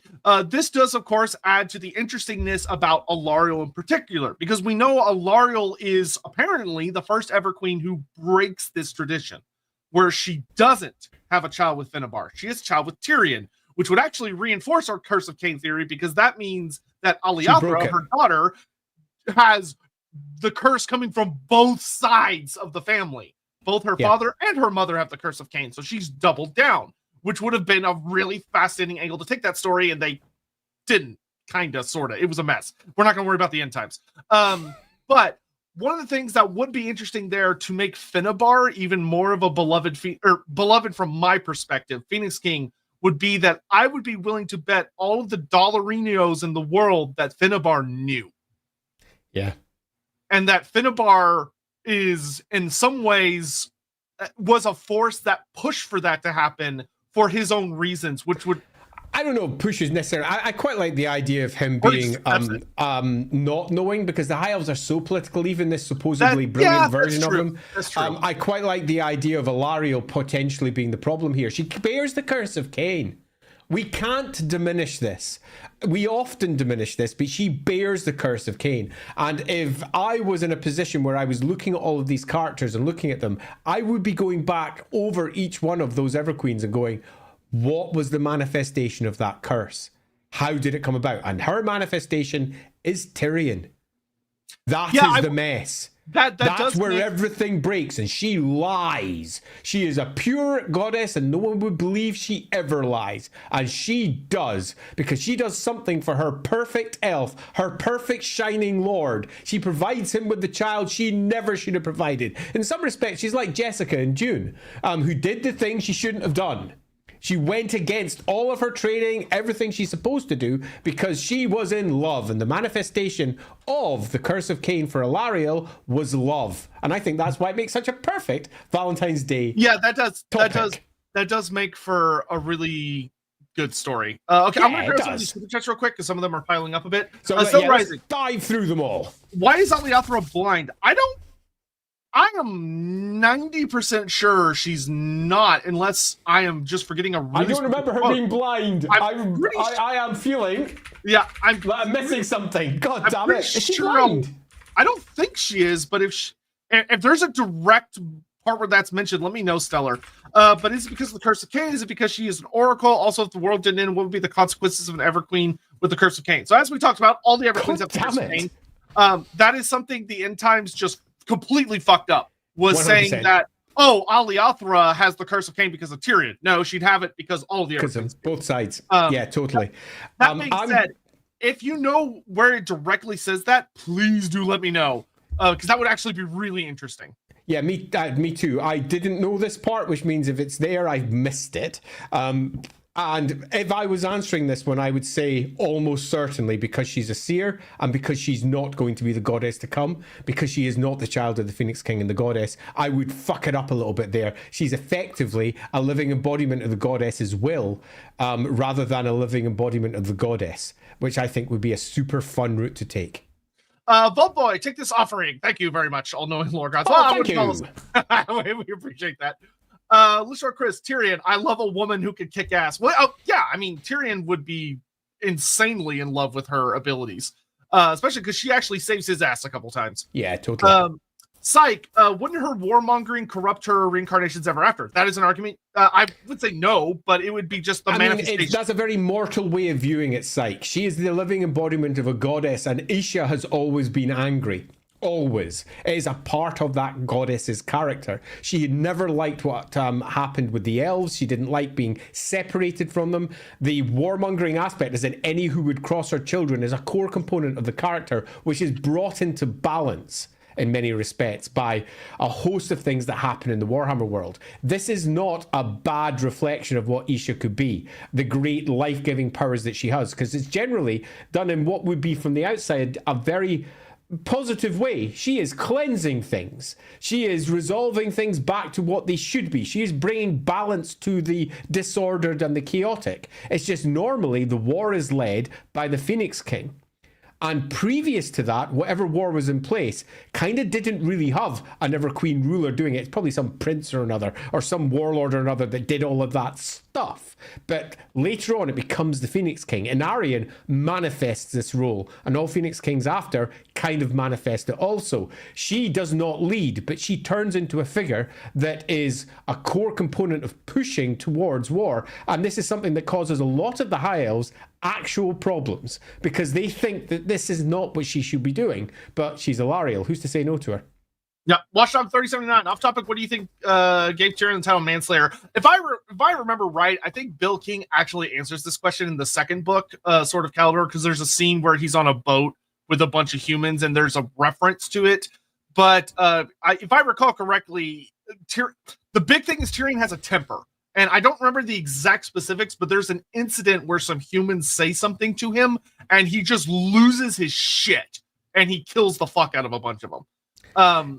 Yeah, for me, I don't know why, but I've got a half-baked memory of the Norse as well, where he did a campaign up there. But that doesn't really matter. I'm going to, Watchdog, take your questions slightly differently and say that most of his titles, most of which are the great killer of other peoples, and many of the other peoples around the world, whether they're Dark Elves, Skaven, whatever, all have names for Tyrion, because he's fucking terrifying, and he has gone to war with most of them in his time. And I would put most on there. I'd put the Empire, Britonia, everything else on there, because Tyrion is a world-wandering killer. And he leads the elves to victory wherever he goes. There is a reason he is so well liked and feared by the High Elves, and why he is so feared by the other factions. It's because he is a killer, which is, I think, fascinating when you view that this is the Everqueen's chosen one. Yep. Psych, Alarielle versus Morgar. Alarielle would put Morgar in a dumpster can. Yeah, I think that is definitely the case, because Morgar is, although a manifestation of a god, also a slightly more distant version of that, and quite killable. Now, obviously, she's killable too, but I think the core components of her powers are the eradication and the cleansing of entities like him. So I think this would be one of those big ones where they hit, combine, and ultimately she'd win over, but possibly tainted forever for it. Because, as is often the case in Warhammer, there's always a consequence to doing something that's big, even a consequence for doing something that's small sometimes. Yeah, so probably a story is waiting to be told there, should they have ever met. But Morgar would be after her hard. Yeah, you actually see this essentially represented in Ariel versus Morgar. It's a very similar set of powers going up against him, and she does beat him, but it costs her a lot every time she does. And Ariel is another manifestation of Isha, but a very different type. And this is where we get the clear difference between, say, Ariel and what she did, and what, say, for example, Alarielle would do and what she does, between the avatar of a god and whatever the fuck Ariel is. They are very different in their manifestations. Yep. Think Matter, Dark Deeds Fire Gang chiming in. Looking forward to getting positively wasted and playing the entire game in character. Yeah. Nice. So, if you didn't know, we played that game in character in LAWhammer as well. You can literally watch us playing it as our characters in one of our streams, which is super fun. And also, since we're Dark Deeding, I am so pouring the last of this bit in here. Nice.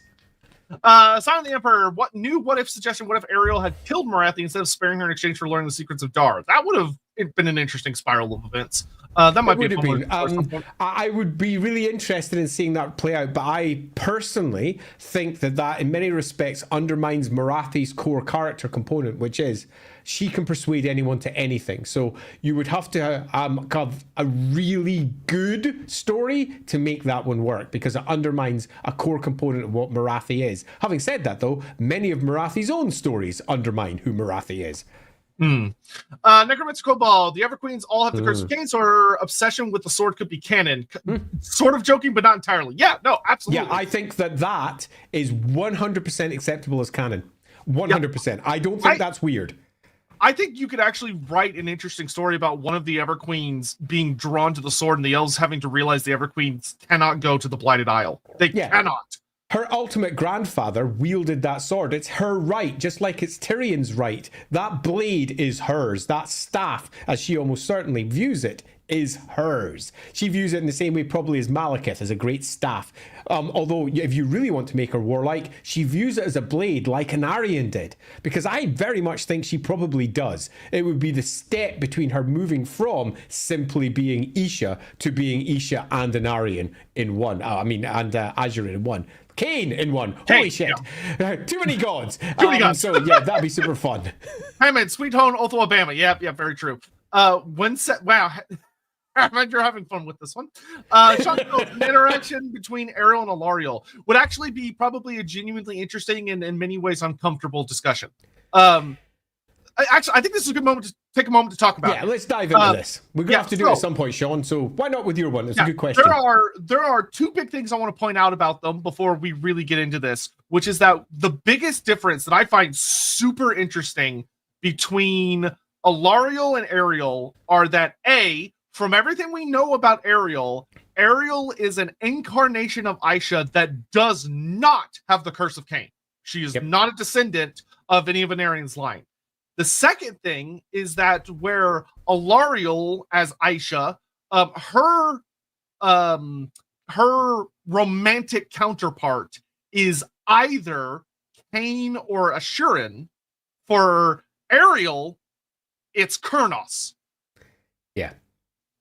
Which you may go, is that a big deal? Yes, it's a huge fucking deal. Because of who Kurnos is. I'll add another big difference. Ariel is directly attached to the wood. And I do mean she's attached to the wood. Athel Loren, in particular, the divine spark that lies at the heart of Athel Loren. Alarielle is attached to the world. She's not attached to one piece of the world. She is the divine creation of all life in the world. And almost every species, bar the dwarves, is directly influenced by her. That is something so different to Ariel that it can barely even be compared. If you look at how she is described, Alarielle is the goddess. Ariel is not. Ariel is a spirit of the wood, is the divine spirit of Isha within the wood, is as completely tied up with the wood as Orion, who's rebirthing and rebirthing and rebirthing in a host of weird woody ways that absolutely aren't Kurnos. It's the divine aspect of Kurnos within the wood. I would argue that Ariel is not an avatar, and is not an avatar by the definitions of what the avatar means whenever we see that avatar popping up, because she is a spirit of the wood. She is a spirit of the divine incarnation of Isha within the wood, but she is not Isha herself. Where on the other side, she's got giant butterfly wings. She's mental. Where on the other side, we have someone who absolutely is, just is, and always has been, all the way back to the first ever queens. Now, we have a potential story beat where you could argue that before Anarian there was never an avatar, and I think that possibly that could be argued, because the elven gods could then possibly walk the world before then, so they don't need avatars per se. The original ever queens didn't need to manifest a goddess, because the goddess was there, sitting on the throne. The ever queen was Isha. But then she leaves the world, and she manifests instead through the Everqueens that come afterwards. So there's clearly something going on there. But I would argue that here we would have a true incarnation of a goddess meeting an incarnation of the divine spark of the wood.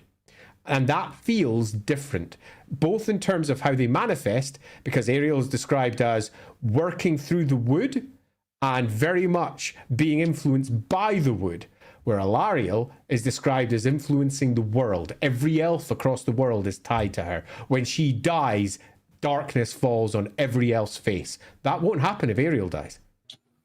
Yeah, a couple of things I want to point out here that's really, really interesting. And granted, a lot of this I'm not going to be able to get too into because it would be more appropriate in an Ariel focused stream. But one of the things that's really important is that the Wood Elves are very obsessed with like the concept of the weave, which is a very difficult to describe thing that kind of is like the balance of nature around the world. But it's the Wood Elves are exerting an influence on it and trying to maintain it in balance as an outside force, as opposed to being a manifestation of that force, because they are very directly tied into it. And like Andy said, Ariel, we have genuine examples, even in literally in the 8th edition Wood Elf book, where Ariel knows Alarielle cannot be allowed to die until she has an heir. And when she doesn't have an heir, Ariel gets involved to make sure she doesn't die.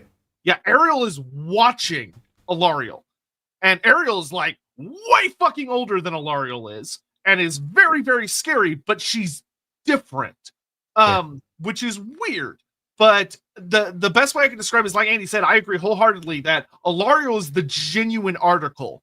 Ariel and Orion are weird. But, and once again, this isn't the focus of the stream, so I'm not going to delve deep into this. The big thing that I would be asking is not how are there two of them. It would be asking why, when these two elves ascended to become greater spirits of the forest, did Kurnos and Aisha get involved. It's a weird one. Yeah. And the other thing that's interesting is, for those that don't know, in the it's actual a very end times thing, so I'm often along the lines of, the other thing I'll note that is interesting is that when you're dealing with the gods and who Aisha took as her lover, who is the father of the elves, it's Kurnos. It's not Shurin, it's not Cain. Kurnos is her actual husband, her actual lover that she runs away with. Yep, absolutely. I think that we have something very interesting here. We have Alarielle, who is the divine manifestation of Isha. Possibly cannot be anything but, because of who she is, where she was born, her bloodline, everything else. And the other one, who in many respects more accurately represents the character, and ultimately a corruptible character, because Alarielle is, regardless of the fact that she carries the curse of Cain, which is going to obviously bring some form of flaw, is incorruptible. She doesn't fall to chaos, can't fall to chaos, can't fall to dark magic. She is pure spirituality and light. And even though she's a bit of a warmonger in comparison to the previous ones, is still a warmonger along a very purposeful route of purity upon cleansing. Where Alarielle, in comparison to Ariel, is bounteously wonderful. Ariel's broken to her core. She is corrupted. She has taken on dark magic, taken on all manner of stuff in a very mortal way. She is far more like an entity with a real character that sits very much inside her soul, rather than Alarielle, who is fighting to be herself. She is described as finding it hard to be an individual because she has the memories of her previous lives almost. And that's the previous Everqueens, and arguably all the way back to the goddess herself, because she manifests that power within her. She has lost herself in a way that Ariel hasn't. Ariel's an individual, very much an individual, with the power of the wood steeped within her, and arguably thus closer to the original goddess than this entity, because Alarielle is close to being an entity. When she steps off her throne and she's not surrounded by the great wondrous thing that she is, and she tries to be elf, not god, and in touch with Tyrion, her lover, it's her few soft moments, her tender moments where she can be real and not this enormous goddess. Tyrion represents a lot, and sadly he is a warmonger. No matter how tender he may be at certain points, he is a warmonger who believes in destroying anything that gives danger to the elves of Ulthuan. Yep, and if you want to know more about that, then when Ariel comes up as a potential voting option, you should vote for it. Yeah, damn straight. Ariel will be a really fun one, I think. Yeah, Vault Boy 1300. Having kids with blood relatives, very Sterling coded. No, that's the sheep. Finnebar should have killed Tyrion for stealing her. I don't. So no, I think that's a very human, possessive way of viewing it. Elves are not human, and they do not possess each other. There is only one person who can decide who the Everqueen is going to be with. That's the Everqueen. The Phoenix King has nothing to do with that at all. Elves aren't so possessive. That's a very human way of viewing it. Finnebar doesn't have those sort of connections, while simultaneously they're teenagers. So for all he doesn't own or possess, he can very much get jealous in a variety of other ways, but it would be ultimately utterly unjustified. It would be culturally wrong to do this. And I think that's where a super cool story potentially lies. It would be a very different route, but ultimately potentially the same loose outcome. But I don't think that this, given Finnebar's character, would be something that would be strongly his way of doing it. He is ultimately someone who is caught up with the idea of reaching outwards. He is more of a diplomat. He is more of a mariner who moves from one place to the next. He looks at the horizon and beyond. He doesn't look at the petty moments of today. Finnebar is a very different type of man to, say, Tyrion, who literally sees the bloodshed over the horizon. Yeah, Tyrion would be the kind of person to kill over jealousy. I don't think that's something Finnebar absolutely would. Tyrion would be the one who very possibly, it's very possible that he would be the one to try and kill Finnebar. Should Finnebar make moves in what he considers to be his? Because Tyrion is really broken. He's this perfect prince. He looks beautiful. He's enormously tall. He's the most impressive warrior that the elves have. He's a living embodiment of an Aryan. He looks exactly like him. He sounds like him. He's astonishing, but he's broken. And what's very interesting about Tyrion is that Tyrion is this is always my favorite thing about Tyrion is they always say Tyrion is monogamous, which is considered very weird by elf standards. He has one lover. He loves Alarielle. He loves no one else. And for elves, that is considered odd. Like, very odd. Yeah, totally. If you want to see the curse of Cain and Tyrion, it's his pride, it's his character, it's all the things that lie underneath obsession. It all. Where if you flip this over on Teclis, the curse of Cain is made manifest physically. Where mentally, arguably, he's the far more sound of the two, but he has been the subject of taunting for all of his existence by his peers because they think he's broken and should never have lived. He is a living embodiment of the curse of Cain, and they fail to realize how much Tyrion is much more of a danger. Yes. Is anyone not broken in Warhammer? Well, no, then it wouldn't be Warhammer. Totally. It's Warhammer. Yeah, totally. Watchdog, what if the Everchild became the avatar of Cain in the end times? That could have been a potentially interesting storyline. They could have taken in a very far, but that would have been like a next generation type situation, which obviously we never would have gotten to. So I sort of, and I know I shouldn't say this because I do love Warhammer to its core, but I sort of hate the Everchild as a concept, while simultaneously in my head going, no, it's brilliant, because it's just a term it just needs a better name. Shittily. It's been translated shittily from the Eltharine original, and the Eltharine original is basically, this is the scion of the holy royal line of Avalon. This is the princess-to-be who is going to become a god. She is enormously important, and she bears all of that responsibility in her training. Much like Alarielle was separated from her mother and her sister from birth for fear that they might get attacked in one place and they'd both die. So she didn't know her mother. She didn't know her sister. She has been separated for fear her entire life, and that is represented in her character later, where she hates that her life has been this because of the dangers from outside, which is one of the reasons why she isn't so peaceable as some of the previous ones. It's encoded into her character that she can see that there are better ways of doing it than had been done to her. She didn't know her sister. Her sister died elsewhere. Her mother died elsewhere. They only ever saw each other at a ritual, like once every blue moon. So we have a super cool character setup, and the Everchild, as stupid as it is as a name, is absolutely fitting for the whole position that they've made. It just needs a better name. It just needs a better name. And the idea that there would probably be several of them, because they would look to have multiple daughters if they possibly could, if they were being clever from the Phoenix King. Yeah, an insurance policy. Yeah. An insurance policy. And now we have a question as to when do they ascend? Because if they don't become the Everqueen at the death of the previous Phoenix King, then we have Everqueens who might go through multiple Phoenix Kings. Which means that they are having children with multiple Phoenix Kings. And which one becomes the Everqueen?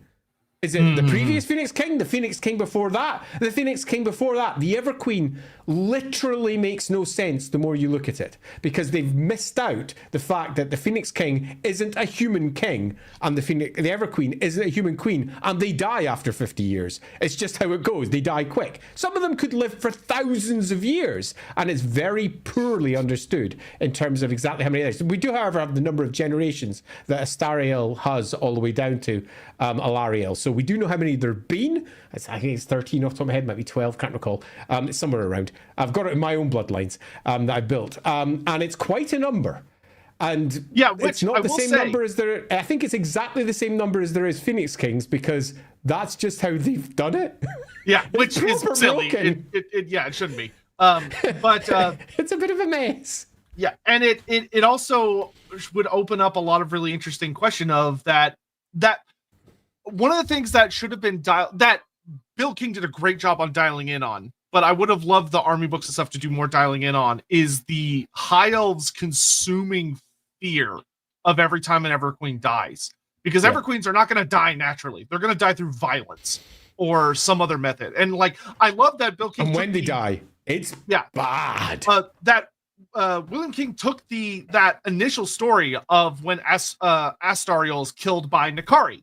And the High Elves, for them, this was such a shock of, it was believed that her children died with her. Of course, we know they didn't, that Morelli and Yvraine survived because they were whisked away by Durthu. But as far as the elves knew, they were all killed because they were in the same place. And you see the elves being like, that could never be allowed to happen again. The end of the world. of, making sure that the daughters are not allowed to be kept with their mothers. That way they're not in the same place. It's a safety protocol. But exploring, there's a consequence to this. And one of the things that would have been nice to see is like how each of the Everqueens died and the high elves instituting more and more security policies, but it comes at the cost of the actual person of the Everqueen. And eventually, Alarielle, the last of them, breaks. Yeah. She just breaks. And she's in a position where she can make decisions. She's the fucking Everqueen. And she's in a position where she can go against everything that tradition says she must do. Tradition says she sits on the throne in Avalorn and moves from place to place with the traveling court. She has her silks, she has her handmaidens, she has her protection around her at all times, and she lives a life of entire indolence, sex, parties, happiness, wine, living as a perfect representation of life, going through the cycles of life in Avalorn. That's what she's supposed to do. But she keeps on leaving Avalorn. And she does it again and again and again, which is not what she's supposed to do. But who's going to stop her? She's the fucking Everqueen. No one can stop her. She goes to war. She gets so, like, you could argue almost inspired, or like, we talked about inspired or influenced by Tyrion, where she's like, this is the right thing to do. I need to fight for Ulthuan. I need to protect the land. Alarielle, one of the things that we see a lot with her is she is keenly aware of the fact, and one of the things that's very, once again, to show how much of a god she genuinely is, Alarielle's power is directly tied to Ulthuan in the world. When chaos is on the ascendant, the Everqueen gets genuinely weaker. She starts fading. One of the things that's known is that when Nakari comes upon Alarielle and Tyrion when they're running away, Tyrion's been poisoned by a witch elf blade. He's dying. She can't heal him. That normally should be a pretty easy thing for the Everqueen to do. Now, granted, she's a new Everqueen, but at this point, shouldn't make any difference. It shouldn't make a huge difference, but she can't because Ulthuan itself is so sickly. Because of this big invasion, and there's like greater demons, all sorts of nasty shit running around. She just can't do it. You actually see this really nicely showed in the Sons of Aurelian series, because it's a duology. And the Sons of Aurelian shows us Alarielle as her power dips, and she gets weaker and weaker and weaker. And then there's a turning point where she is able to resecure her power, and she walks up to a full-on champion of Celeste and basically flicks him in the face, and he dies. And it's this fascinating show of that she's a goddess, but that actually comes with a really fascinating weakness, which is the land itself. She is so tied to the world that when, in many ways, there's this really spooky aspect of when she needs her power the most, it is the least likely to be available, which may also explain why she has such an aggressive mindset. She knows this. She knows that if she just waits until the enemy comes to her, she's fucked. Yeah. Now, I'm going to add something that a lot of you might not have thought about, because originally with the story of Teclis, Tyrion, and Alarielle, they were all young. And they were almost like the next generation. Hey, here come the next gen of kids. They're doing stuff while the old elves are dying, et al. The next generation comes in and they save the day. It's not the case here. Come the Great War against Chaos, Alarielle is young. She's like 40 or something. She's basically a child. And that's when Tyrion, who in the modern version is hundreds of years old, picks her up. Okay, so if you want to see something that's really icky, here's our next icky. It's not just the incest. It's the fact that he is centuries old and she is the equivalent of about a 14-year-old. She is super young. She's as young as Malekith was when they presented him to become the next Phoenix King. He's basically a child, and they bring him forward. He's almost a grown adult elf. Adult elves tend to be about 50. Okay, she's young, super, super young. And Tyrion takes her under his wing, and they become lovers. And he becomes her consort a little bit later when she's fully in her power, but her consort. And if you want to take a modern view, she's groomed. And she becomes something quite unlike any Everqueen before because of this. And that is just as potentially icky. And the writers totally didn't realize how young she was. When they wrote her, they just didn't realize she was the speck of a child when she was rescued by Tyrion. She was a speck of a child when they first met, when they were first doing their thing. And then when post the whole horror of the Great Storm Against Chaos, she is still a child. Tiny.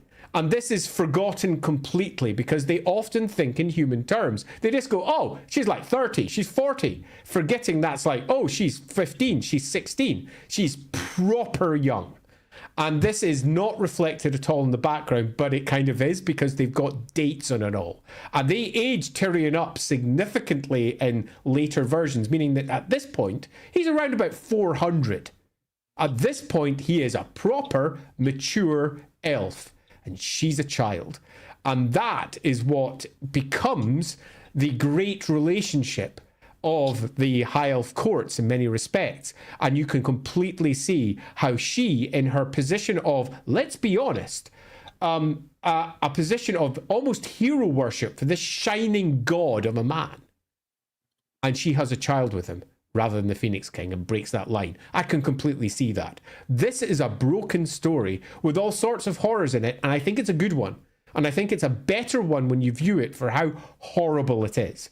And I do mean that quite literally in terms of how we view this with our modern sensibilities. Yeah, she is a child married off to a prince who is much older than her, and in many respects, almost certainly controlling her, even if it's just how she desperately wants to get his approval, because she is so young and she is so in love with him. Yeah, I think this actually does a really good job of another one of the things Games Workshop unfortunately isn't the best at, which is demonstrating how unique elves are compared to humans, of how extreme their emotions are, and how it dominates them to such a ridiculous extent where a mature human would look at that and go, okay, y'all need to dial back the passion and make some actually smart decisions. Like, y'all need to calm the fuck down. Elves can't. They literally can't. Without like throwing themselves into a path that allows them to super focus. And you might listen to this and go, oh, well, this is a very unflattering view of Tyrion. But I think it gives such Tyrion should have he should have unflattering angles to him. You know, one of the things that Games Workshop fucked up leading into the end times, which is really annoying, is that they had a bad habit of wanting Tyrion to be a paragon while also trying to set up him falling to Cain.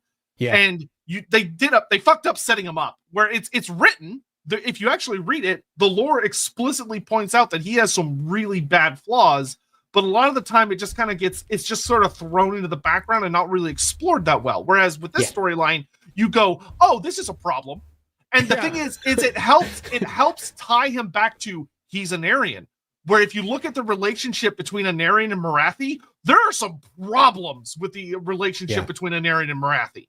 And I think that if you're wanting to delve into this with any greater depth, we're going to be doing so on Wednesday when we discuss what happens if an Aryan lives, because the relationship with an Aryan Marathi is ultimately a massive one that he will constantly say, this is bad for me, this is what I shouldn't have done. He is utterly head over heels in love, so in love that all of her flaws he sees, he talks about them and says, this is bad for me, but nevertheless keeps going forward. He is so in over his head, massively so. Marathi is such an important key figure to this entire bloodline, which is also going to be a key component to how we discuss what happens if an Aryan lives and is left with Marathi at his side. Wednesday is going to be nuts. It's going to be a nut stream this Wednesday. So yeah, do turn up at 10 p.m. UK time, whatever your local time is. I'm going to guess, was that 4 p.m. for you? Yeah, 4 p.m. CST. Oh yeah, 4 p.m. CST. I always remembered it. 11 p.m. PST, I think. I'm just guessing here. So yeah, it's going to be a super nuts stream, but I think that what we perceive as super nuts there is also super nuts in the story that they didn't realize they were telling of Tyrion, Alarielle, Teclis as well. Teclis, who looks on in their relationship and almost certainly has views. But Tyrion is perfect. Tyrion is perfect to everybody but Teclis. And when they're all saying, he's got the blood of an Aryan, we should try and do something, they never do, because he's perfect. They all think he's just this shining god of a man, and Teclis is looking on, broken, at the side, coughing away because his body's wasted.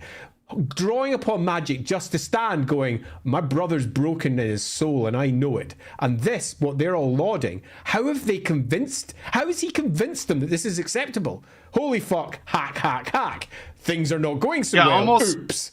Almost like Teclis puts his faith in humanity because he realizes there's something very wrong back in Ulthuan. Really wrong at the heart of the elves. And at the heart of the elves, there's all manner of political broken. And it's really nice to look at the tales for what they are, rather than necessarily the novels and the stories that we're told, because those novels are often just told purely from the perspective of Tyrion's a hero, Alarielle's a hero, let's do hero stuff with them. And then you look at it between the lines and go, wait a minute, she's the equivalent of a 12-year-old at this point. What the fuck? Yeah, and you can see how it would get so heavily romanticized by the elves, especially over the course of the next 200 years. Totally. But don't think of this as weird, because Romeo and Juliet, that's kind of the same, except they're both kids. So think this is not unnormal for historical relationships. I am in no way saying that this is bad. In fact, I'm doing the opposite. I'm saying this is a really cool tale. It's just that the writers haven't realized what they're writing. Yeah, especially when you're dealing with royal figures. Psych could be that the ascension of the previous Everqueens have the curse purged by becoming. Could be that the ascension of the previous Everqueens have the curse purged by becoming an avatar of Aisha, and she's sort of the polar opposite of Cain. That could be an argument you could take. Yeah, that could be. In fact, Psych, I think that's a good argument. That the curse is there, and that's one of the reasons why they kind of lose their character. And the curse is when their character comes through, which means the curse is never removed per se. It's just when they're at their most elf, when she is her true self, it comes out. In the same way that I wouldn't suggest that anything that Tyrion is doing, because he's cursed also, is from his perspective negative. He's not some great, manipulator of the Everqueen. He's in love. He's in love, admittedly, with what is effectively a child, but she's also a goddess. She's much more than simply a child, and he is in love. She is the most beautiful woman in the world. There is only said to be one woman in the entirety of the world who's arguably more beautiful, and that's Marathi. And this is written in more than one place. This is a core concept of her character. She is beautiful, and he's in love. And he doesn't think that he's a groomer. He doesn't think he's manipulating her. He thinks he's in love and doing things that people in love do. Externally, people could look on in that and say, dude, you should be in prison, particularly if we go with modern views. If it was today, with modern views, and we scaled him into human ages, he'd go to jail. Because what he's doing is wrong. But this is not the modern world. This is a fantasy world with a completely different set of ethics, with a completely different species who manifest in different ways, and she's a freaking god. So there's clearly a different relationship going on here. And Tyrion doesn't think he's a bad guy. If he was that guy, if he was manipulative, then he would never be the one that was the shining, perfect prince. He's not that. He believes he's as perfect as he manifests to everyone else. It's pretty much only Teclis who pretty much sees through it all. The important thing with Tyrion is that he's not like a Machiavellian evil guy. It's that he's so ruled by his passions. He's so ruled. But that's also what makes him so fucking deadly, is that his anger gets to him. His passion gets to him. And he literally just can't control himself. Yeah, it's a great story, and it's one that I feel could make an astonishingly powerful novel, but it's not one that Games Workshop would probably release because it would be so massively problematic that they would get complaints everywhere. It would make George R.R. Martin, look relatively staid and conventional if you really dialed home both how massively emotional and over the top they are, and also the nature of their relationships and how they manifest. It would be much more sexual and psychosexual and a whole host of other things the that most marketing Warhammer novels department will ever reach. The marketing department would have issues with us. Yeah, totally. Massive issues. But nevertheless, we can look between the lines at the story that is actually there and go, well, this is interesting. It's a big problematic story, and that manifests the Curse of Cain beautifully. Yep. Ian O'Brien, I think the interesting interaction is that Cain probably knew that Aliathar was his big chance to affect Aisha's line without Assurance blood. Whatever his blessing would be, I imagine it would be subtle. Well, assuming that Cain has any... I think that makes Cain a little too... It's not Cain, it's his sword. Yes. And there's a couple of things that's worth saying here. This is a cursed blade. This is a blade that was made by Vol. This is a blade that was made for Cain by Vol. And it carries a host of bad in it. And possibly not because of Cain. It was cursed for Cain. Because of all the terrible things that Cain was doing. And when he wielded it.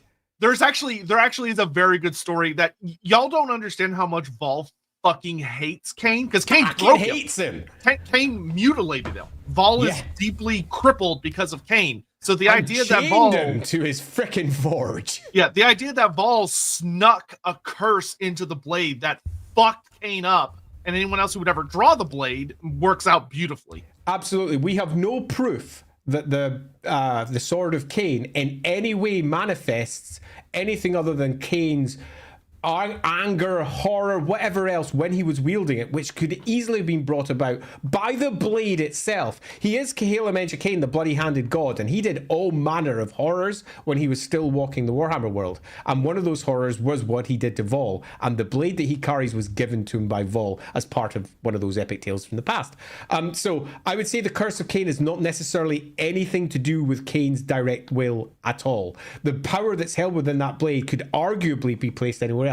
But I will, Ian, also support what you're saying. It could also be that Cain is now mad and Cain is this. Cain is just this pure entity of the warfare that he manifests, the murder that lies in his heart. And it does manifest through this blade. I think that can be easily argued too. But I think Warhammer is often at its best when you don't know the answer and that it could be multiple things. And in this case, I think it's probably not Cain's will. Although you could argue that anyone carrying that blade, it absolutely manifests Cain's might on the battlefield. Yeah, and the other thing I'll add is I agree that Alarielle's story was deeply fucked up, and I'm really sad it got wasted because her story should have been fascinating because of the double up of she actually represents something that the world will have never seen before, where both of her parents had the curse. That's never happened before. So that I think it would have been fascinating to go a little further with that storyline. Sadly, we didn't get it. Yeah, I agree. I think she should have been key to the end of the world, as is often the case with these stories. But I don't think the way that you used her was in any way a good representation of why she should have been key for the end of the world. I mean, I'm not going to read this, but I will thank you for emulating good old Kellogg. If you ever want to read about a fucked up person, go look up the guy who founded the Kellogg cereal company. Dude was whack. Yeah, he was pretty whack. Michael S. I am not going to try your last name, but thank you, Michael. Could the Everqueen have children before she inherited the position? Yes. Yeah, absolutely. And I think it's probably quite likely that some of them may have, but probably shouldn't have. Because elves are very sexual creatures.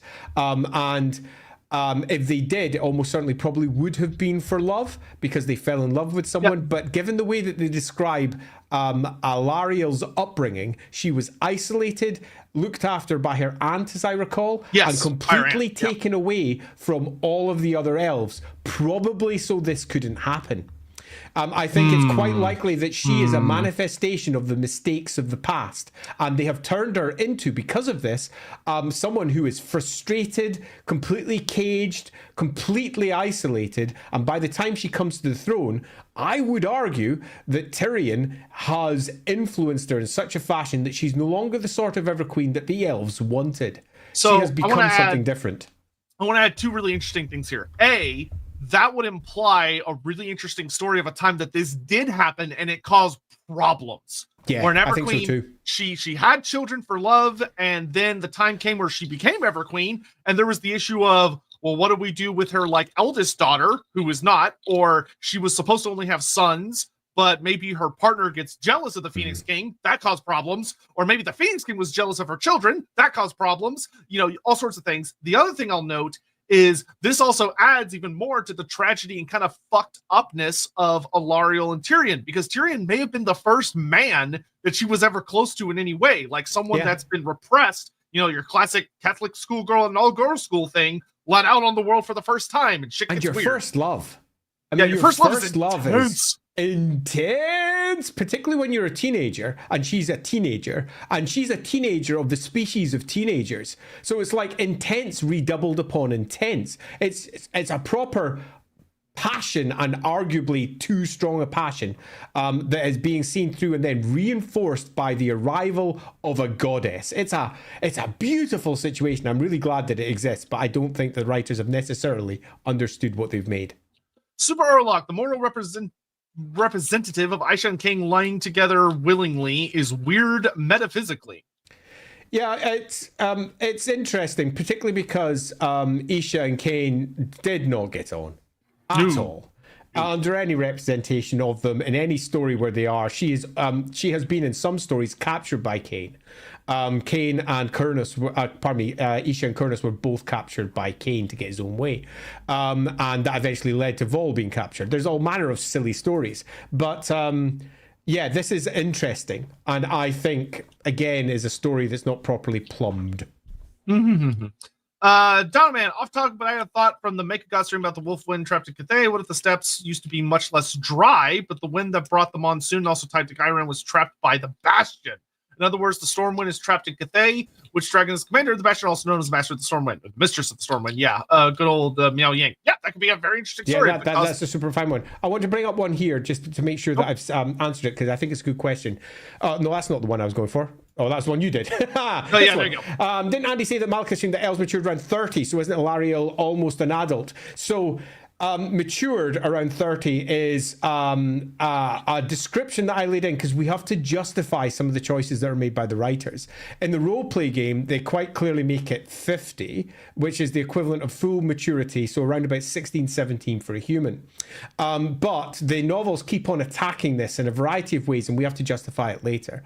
So we often say they reach sexual maturity at, say, 30, which is the equivalent of maybe 12 for a human. Most humans reach sexual maturity at about that age, which means that they're at the point where in some societies they're considered to be adults. And I think that is worth noting, that about the age of 30, they are adults by what we would in normal, let's say, Western society, not view to be the case, where we generally say in our society that 16 is a cutoff, and then there's another 18, and maybe one at 21, depending on which version of Western society you go with, and then all the way up to 25 in some others as well. But in the vast majority of, say, European places, it's around about 16 where you get to be considered to be an adult and able to make your own choices. 18 for a lot of stuff. That is not the equivalent of 30. If we were talking about sexual maturity, there's parts of the world where you can marry as a child, as we'd consider it here in the West, because when you reach sexual maturity, your ability to have children, you are considered to be an adult, which would be 12. For some get this earlier. Some people reach sexual maturity at 10. Or even 9, because some people are very early developers. Others are late. They come at about 14, 15. So there's not a nice fixed way of dealing with this. But I think the best way to look at this one, Blitzkrieg, is to say that the writers have messed it up in several places, and the rules have given various examples. So I would probably sum it up as saying anything from around about 25 to 50 is probably anywhere from around about 12 to 20 for humans. Probably. And that's a good starting point, but it's probably a bit less certain than that, and it will be down to the individual elves. Yep, there you go. So hopefully that helped. I know that was a bit much in that one, but I do think that one's worth bringing up because the Malekith situation is, I think, pretty important because it directly applies here to Alarielle. Alana Lex, you've made me realize that I need a Nagash versus Alarielle cage match in my life. That is that is one of the situations that the end time should have allowed us to enjoy, but we didn't get. Would have been a genuine discussion between a lot of these god tier characters where you have an embodiment of life talking to and dealing with an embodiment of death. And it kind of gets hand waved because of the end times was very rushed. And it's a shame. We're pretty aware nowadays that the end times were supposed to be far more books. And that what we have is a cut, curtailed version where what should have been a ton of books basically diving into a whole ton of cool shit turned into a very small number of books with writers pressured to get it out as swiftly as possible and also hitting certain targets. So we know that the end times weren't great and we wish they were different. Yeah, if you ever want to get super sad, there are some interviews. I think Josh Reynolds did it. There are some interviews you can look up online of what it was supposed to be. And the end times was essentially supposed to be more like the Horus Heresy as far as length. And we got what we got. So yeah. Kornshima, do you think there's a connection between the Dragon Emperor and Alarielle's chaos purifying power? That's a great question. I would say yes. I'd say that there almost certainly is, Corinne. Corinne, pardon me. And I can't say what that is because it's not being delved into with any detail.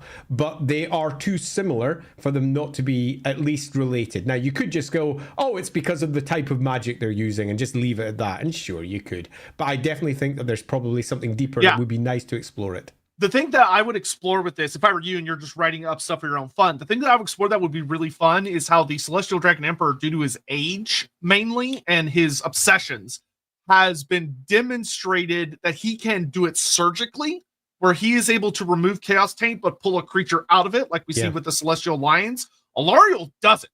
When Alarielle purifies something, all that's left is ash. Like her power is so overwhelming, it just burns it all away. And I think there's a story there you could explore that would be really fun. Agreed. Sorcerer friend, good evening. Just jumped on. Happy to see the super chats not as cursed as I thought they'd be. I don't know what you mean by that. Moving on. Not sure if we talked about this yet, but what is the link between Alarielle and Morslip? Okay, so that's actually an interesting discussion. There are several rituals and rites that are talked about with Alarielle that she has to perform when Morslip and Manslip are in certain positions. Cool. Often Morslip is being blocked by Manslip, which means that its influence is lesser on the world. And I think if you, when we talked about earlier that Alarielle's power rises as Chaos's taint is lesser and it weakens as Chaos's taint goes up. If Morsalib is further away from the world, or better yet, being full on blocked by another celestial body such as Manslib, Alarielle's power is going to be significantly higher. But there are certain rituals that she does. Actually, I think the one that you're specifically referring to, if I remember correctly, is there's a ritual where Alarielle has to travel to an island and perform a ritual from the elves believe it keeps Morsalib at bay. They believe it keeps its orbit further away from the planet. And you could argue, like Andy said, that just shows that she is literally the world. She is the world repelling Morsalib, keeping it from getting too close to the planet. Because Morslip, we've talked about this. If you go watch our Morslip stream, Morslip essentially has a personality. It has almost a sentience to it. If it could get close enough to the world to lick it or spit on it, it will. So there's something keeping it at bay. And you could argue that Alarielle is what that is, which once again shows how fucking powerful and fucking important the Everqueen is. Where if the Everqueen's dead, what's to stop Majora's Mask from happening? Yeah, pretty much. I think the best summation for this is that Alarielle is the world. And a lot of what she does as Everqueen is a ritualized representation of the world's sickness and the world's health. And when the world is well, Alarielle is well. And when the world is sick, Alarielle is sick. When Alarielle gets pressured by Morslib, she does certain rituals to hopefully push it out, to stop her from being sick, because Morslib sickens the world as it draws close. And you could say that she is responsible for driving it back. I'm certain elves certainly believe that. I'm sure that there's a host of Lizardmen that would have quite a few arguments against that. Some slan saying, fuck you, like, do you realise how much work I'm doing right now to keep that fucking moon away? But she absolutely is a representation of the world in a way that no lizard man is at all. She is intrinsically linked to the planet, and that in many respects is the link to Morslib, because Morslib is also in its various erratic orbits linked to what happens in the world. And when we get the great waxing of the great gates in north and south, that's when she gets at her most ill, when things go most wrong, and she becomes, if anything, the most elf and the least goddess, when she has lost almost everything that is Isha within her. So I'd say that if we're to sum up all of her, what is the connection? It would be the connection that Isha has to the world, and thus the connection Morslib does.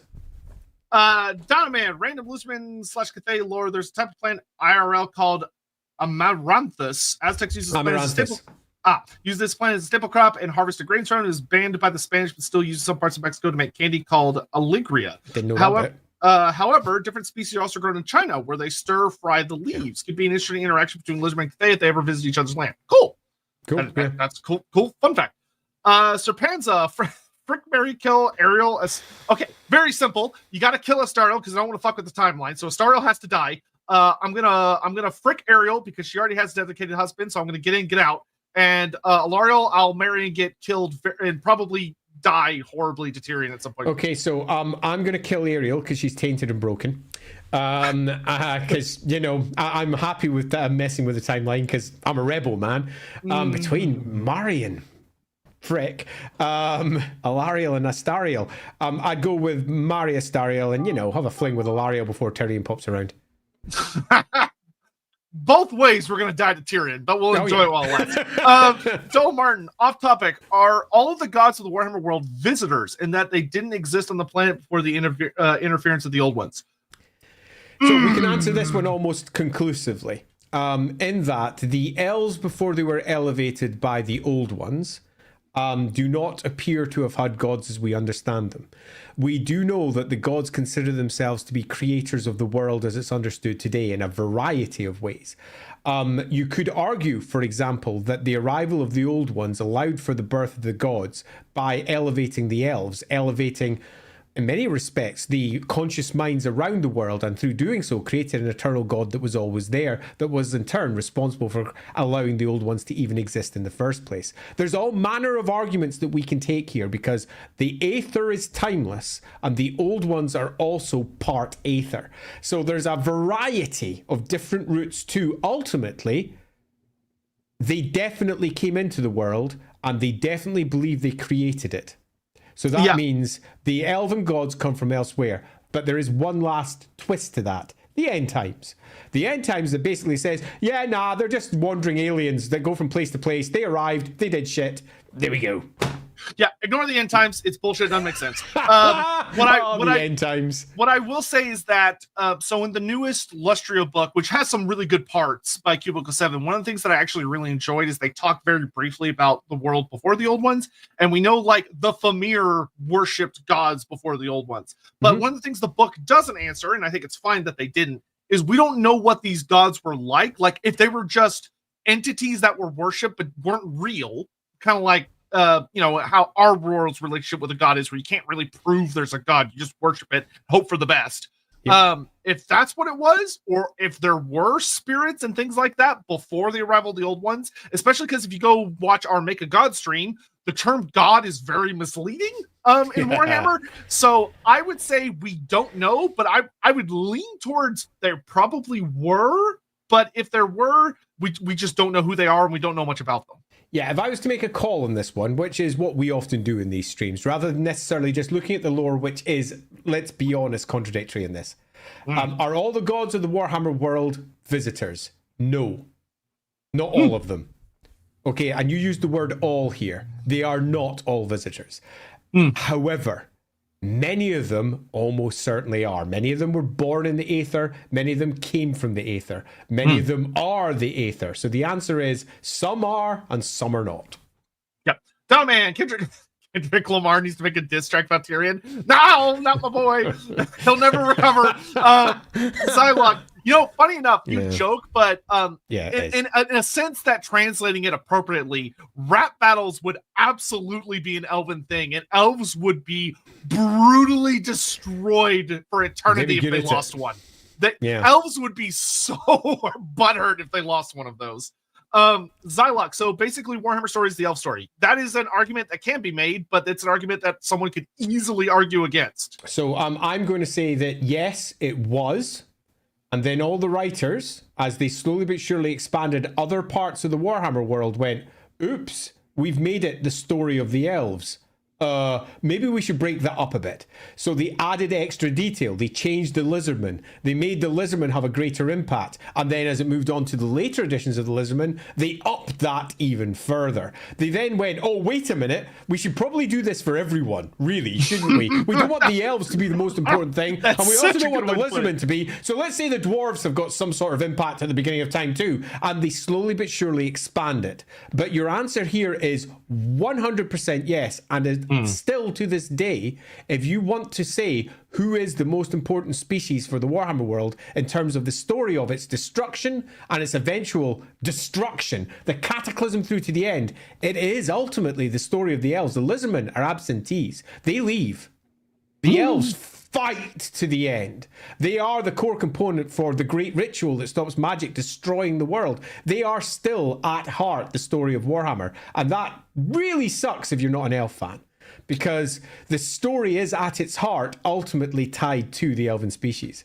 Yeah, I 100% agree with Andy. If you go back, you don't have to go back far. If you go back to like 5th edition, it's literally the elf story with friends. You hit, I think, 6th, and the lizardmen go, "Oh wait, Starts we're here to too." mess up a bit. And then you have to wait till the fucking like 8th edition, old world, really. or the old world for the dwarves to be like, "Oh yeah, we're here too." If I'm being blunt, it's the old world that properly puts a big mixture in there and says, "No, we're going to chop it up a bit," and definitely say it's not just the elves. Yeah, it's like, "Oh yeah, the Cataian dragons are here too." Like it's yeah. Which, hey, that is a good strength of the old world. Morning to Crescent, any aspect of Alarielle not problematic as hell? Yeah, a lot of them. Like she is, it depends on what you mean by problematic. I think there are many parts of her story that are awesome. Like the fact that she is an Everqueen that literally takes her role by the balls and actually goes in there to, the way I would put this is Alarielle as a person seems to have significantly more of an impact than Alarielle the Everqueen, where Everqueen is like the dominant aspect of her character. Alarielle is the dominant aspect of her character, which is a problem if you're looking at it from a very zoomed out perspective, but it makes her a really fun, awesome character. And let's be real, your favorite characters are going to be problematic characters because they're shaking the world up. Yeah. So Alarielle is a super cool character. And she's super cool for a whole ton of reasons that the writers don't realize, because she has problematic aspects that they've never explored, because they just didn't realize what had been created, or they didn't look at the numbers, or they didn't do. So you'll find that a lot of her character stories are incredibly cool. They're just her beating living shit out of something, or her being involved with Tyrion and their great romance and how wonderful that is, and the ramifications of that as time has gone by, and how they have reined in their emotions or let them go, or whatever else it might be. Super cool stories that aren't at heart problematic. It's when you start peeling back the curtain and you look at what lies behind these stories that you start going, it's all founded on a problematic situation. It's a little bit like having yourself a close friend who you really like, and you've known them for 10 years. And they've been married with a partner for a long time. And then you find out 10 years later that they first met when he was a teacher and she was 15. And you're like, wait, what? Wait, and she goes, yeah, I was his student. And you're like, wait, but that's problematic, isn't it? And they're like, no, we've got 2 kids. We didn't do anything illegal. They're in like until their we're legal. 50s at this point. Yeah. Oh, yeah, exactly. They're much older now, and you look at them and you're like, okay, wait a minute. There's definitely something wrong here. I think I should be outraged for some reason, but the outrage is so distant to their current life that you kind of go, I don't know how I should respond to this. And at heart, Tyrion and Alarielle are that couple. The one that in the modern times, no one's going to say anything about it because it's so distant history. It's something that has passed. But if you peel back that curtain and look at the past, you're suddenly going, uh-oh. Yeah, which makes a good story. It does. It's a great story. It makes a good story. Sorcerer friend, hi Tyrion. My name's Chris Hansen. Why don't you have to see right over here? And so Chris Hansen was brutally murdered, found burnt to a crisp mysteriously. Solar Rising. Oddly, it's not in the wiki. It's the Bone Cage. Okay, so the Bone Cage was it's a short story. Which I have no recollection of that story at all. Yeah, the End Times had a very short number of small number of short stories that were released alongside it. A lot of people don't know about them because they weren't advertised very well. But the Bone Cage is a prequel to the Nagash book. No, I read that. I don't remember this detail, but I read that. I'm just looking it up just to double check. Yeah, I've read it as well because I still think I might have a copy of it. I remember hating that story because that's where the Fey Enchantress is revealed to be a vampire, which doesn't make sense. But that's the only thing I remember about it, which is probably why. But if she's blind in that story, unfortunately they don't carry it over to the big book, because I think in the regular Nagash book there's no mention of her being blind, which is typical in time shenanigans where the books disagree with each other on details. But I will say her being blind would make a lot of sense. That would make a lot of sense for her character because of what she represents and what she's capable of, because prophecy is a big aspect of her character. But yes, Aliothra, Daith, Eltharion. Well, Eltharion... Well, Daith makes sense, as does Eltharion. As he shifts from blindness to not. For a while, but then he got better. Yeah, he was blinded. Daith is Vol's personal representation, so no great surprise, because Vol is also blind, the blind smith, so no great surprise there either. But Aliothra being blind, I think, is a great detail, and I think it's going to be a part of my version of her in LAWhammer. I have just shifted that character in my head entirely, because I like it. Stellar Rising, good job. You can have your I really like that Stellar Rising. I'm really glad you brought it up. I had no recollection of this. I do recall reading the Bone Cage, and I do recall reading it something like this. Oh, fucking really? Is that what you're doing? Oh, fucking hell. Yeah, here, let me give you two quick reasons you don't remember this part. That's because A, the Fey Enchantress is revealed to be a vampire, which probably jumped out at you. B, it's a collection of humans who are all descendants of each of the human gods. So there's the Randall descendant, the Shalia descendant, the Monan descendant, the Shalia descendant. So it's like all of the different god children hanging out in a cage together, which you go, what? I had forgotten about that. That's why I feel slightly sick that it's being brought up. I'm going to have to go read it again. I'm going to mark it in my notes so that I go read it again and start crying at it. Yeah. Also, an Eltharion episode would be great, because Eltharion is one of the best characters. A, he's a great character. B, he is one of the best examples of how a different timeline was so different. Like, alt timeline Eltharion was awesome. He was so cool. Not that I have a problem with 8th edition Eltharion. I love 8th edition Eltharion, but 6th edition Eltharion was the GOAT. He was cool. The 6th ed. Yeah, because for those that don't know, 6th edition actually went like a good 10-20 years further in the future than later editions did. Totally Crescent.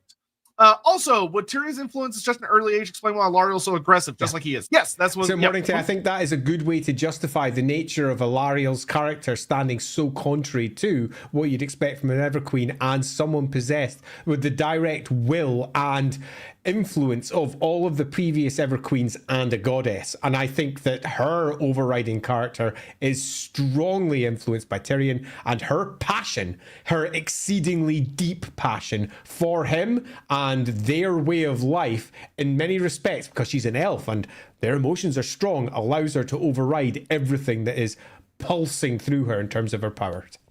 Sarmelian Bloodweaver, combo between Alarielle and the Slaanen, such as Maz, Money, or Croak. So this would be, the Slaanen are always a fascinating thing because they know things no one else knows. And the important thing about their character is to make the Slaanen work and to make the universe rose, the Slaanen can never explain things.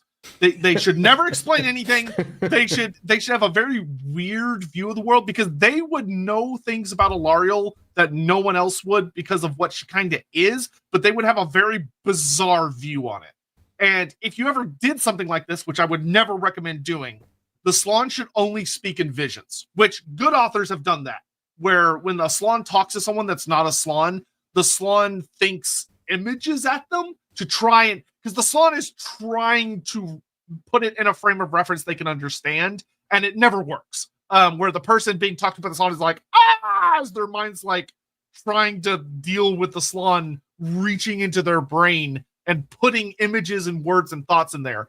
And what would the conversation look like? Probably really fucking weird, and there might be little grains of information that Alarielle would walk away with, and that would be it. Yeah, this is a brick talking to a stone. Yeah. It's so beyond what we expect from the circumstances, and I don't think there would be understanding on either part. They are made of componently similar stuff, as in their material, talking about immaterial shit and with immaterial laced through them. But it's a brick and a stone. They are just not going to be doing this. Yeah, the best way I could put it is there's a very fun, brief white dwarf side panel story about one of the Slaanen seeing Slaanesh during an end times thing. And the way the Slaanen talk about gods is very funny, because if you don't know what they're talking about, you would have no fucking idea what they're talking about. Like, if you're not like, oh, he's talking about Slaanesh, the way the Slaanen talk about gods, you would literally never guess it. Because they have such a weird way of comprehending what a god is. Alarielle wouldn't either. Yeah, it's just not going to work. Yeah, Donoman, it's interesting how elves are simultaneously very emotionally driven, but also come across as very standoffish, aloof, and such. Is that elves trying to suppress / control their emotions Vulcan style, or is it that when they try to act professional / stern, they also do so in a very extreme version? No, it's because we have different versions of what elves are and by different writers. But what we can say for certain is that the elf character is deeply emotional, and whatever it is that they're doing, they're entirely focused on. And some people who are deeply emotional look like cold fish.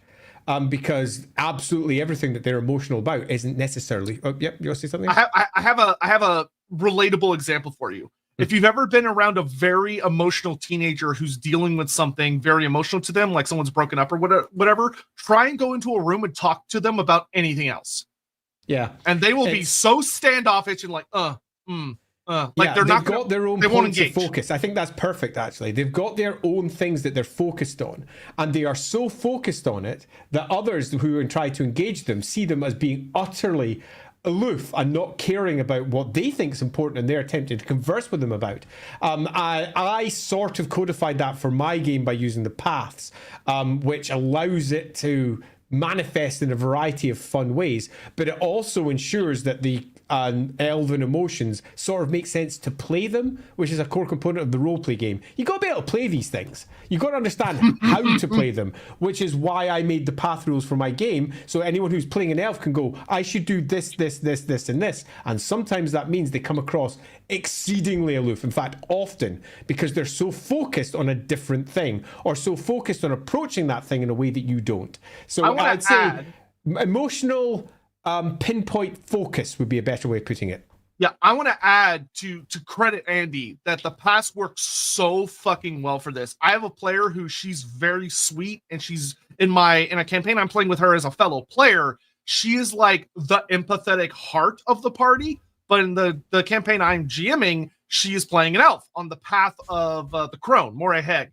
Mm-hmm. And because of the rules of the path, she has to be an asshole. She has to. And it's so funny watching her actually do a great job of playing a dick, because the rules of her path dictate, I don't want to say what they are because I know there are some players in here and I don't want to reveal aspects of her character, but there are things she has to do that result in her, from the other player's perspective, being like, what a bitch. And it's so well done. So use the other path. And I felt that was whilst the path rules are not an essential component for making Warhammer Elves, I found that the path rules were an essential component for playing Warhammer Elves. And it's all too easy, if you don't have a framework to work around, to just play humans who are possibly a bit excitable, or you try to think, what would it be like to be a teenager again, and try to dial it up a little bit like that. And this just provides framework. And I think that, to answer your question directly, it is that framework, whatever it is in the Warhammer world, that can make them super aloof, where they look like that they do not have any concern for what you're talking about, but their emotional engagement's just on a different level. Yeah, Vault this made me realize all Age of Sigmar elves are guided by either the descendants of Anarian or Marathian. I kind of love it. Unintended AOSW. Yes, AOS, I'm going to say this and then move on quickly because we don't have time. That's not what the stream about. AOS elves are awesome. They're awesome. I think Andy would actually love them a lot, but there's a lot to get through. And the first edition version sucks massive dick. But the second edition Sadly, the only one I read. Yeah, the second edition onwards versions are genuinely fantastic. And they have they represent very unique things. But one day, for fun, maybe a Wednesday night stream, we can have a discussion about that. But I would have to make sure that I would make a PowerPoint for that. I would genuinely have to do a PowerPoint stream for that. Wonder Alpha, the Everqueen arc looks a lot like the evolution of the goddess Iana to Aphrodite to Venus Victrix. Yeah, Inanna Aphrodite to Venus Vectrix. I don't disagree, and I think that there is definitely some unintended reflections there. I don't think this in any respect is what any writer wanted to do, but I think that when you look at the overall work of all the writers involved, they've accidentally come out with something that's not entirely dissimilar. Diamond, does Finnebar also know that Tyrion is kind of broken like Teclis does? Think that could be interesting if Teclis had confided with him. Finnebar is a heartbreaking character, and you can hear us ramble about this if you go back to our Phoenix tier list stream, because he's so important and he's so awesome, but he's so very badly served. He's very badly explored. Literally, the only time he was even really able to be viewed in any notable way was during like the Warhammer Age of Reckoning comics, where he appears in the comic books and he's kick-ass. But that's also an alternate timeline. Yeah, cool piece of art as well. Yeah, like him with his big flaming sword. He looks like a badass. Oh, he's awesome. My answer to this one would be that the problem with Tyrion is that he's perfect. And he appears perfect. And everybody that's involved with him can see nothing more than one of the most successful elves that have ever lived in the last half century. Every campaign he goes on, he largely succeeds at. Everything he's involved with, he succeeds with. The Ever Queen herself has fallen in love with him. He is the leader of the Shining Hosts. The elves all look up to him as this perfect general, this perfect warrior. And the Phoenix King looks at him and sees nothing but competence. Massive competence. He is extraordinary. Now, all of them know he is from the house of Anarion. All of them know it. And all of them say behind the scenes, he's from the cursed house. We have to be careful. We have to be careful. We have to be careful. But all of the time, he again proves them wrong and wrong and wrong and wrong, because he is actually extraordinary and at heart broken. And that is what makes him such a brilliant character. He is a flaw that no one can see the flaw in. And his brother looks on, broken physically, and arguably the truer of heart between the two of them. The one who isn't a slave to his passions. The one who can look out and say, no, this is a better route towards a solution. Not the perfect isolationist elf way. He is, in many respects, a supremacist. He believes in elf supremacy. He believes they're better than everything. And elves like that sort of shit. Teclis doesn't. He has a different view. And he sees his brother as someone who is probably pretty problematic, but he loves him so deeply because it's his twin. Yeah, one of the things I would say to reinforce in this stream is that all of the things we're talking about, the bad sides of Tyrion, are very fucking hard to see unless you are looking from a god view. Yeah. If you're not looking from a god view, these things are virtually invisible. Yeah, I mean, the problem with Tyrion is that everybody knows that he has to be flawed, but they can't see it. Everybody knows he has to be, because surely the curse, and it's a little bit like the Everqueens.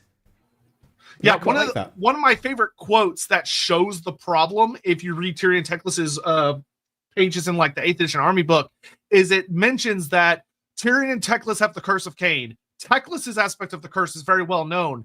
Tyrion's, some of the elves believe, has yet to manifest, which is not true. It has manifested, but the elves can't see it. Yeah. They literally don't understand it. And in some respects, that's the curse made manifest, because he is an Aryan. And it's really difficult to get past that. It's very clear with the later stuff that he is basically an Aryan reborn. At least, not physically, he's not actually an Aryan, but he very much looks like him, acts like him, works like him. He is perfection, and that's great. Yep, Korenshima, Tyrion Teclis stream win at some point. If y'all vote for it, it wins. And I'll admit, I would prefer to do them separately, because there's so much to talk about each, and their characters are so both similar and diametrically different. That would, that might be one of the rare occasions where we do, like, if we end up doing them, we do them back to back. Yeah, I think that might be a good idea. Maybe we should do that as a vote at one point. 3 back-to-back ones. Where does it say that Cain and Cain are different? Cain and Cain. The big thing to look at the different versions of Cain is, like, consider like the human version versus the high elf version versus the dark elf version versus the wood elf version versus what happens to him when he gets the sword, which requires you, unfortunately, to read through various editions of the army books, look at the roleplay books, the Tome of Salvation, It also require you to delve into some of the End Times book where it talks about the war in heaven, and also deal with, like, it requires you to do a lot, which sucks, unfortunately. Yeah, I'd keep this relatively simple. Each description of the gods in their different iterations are different.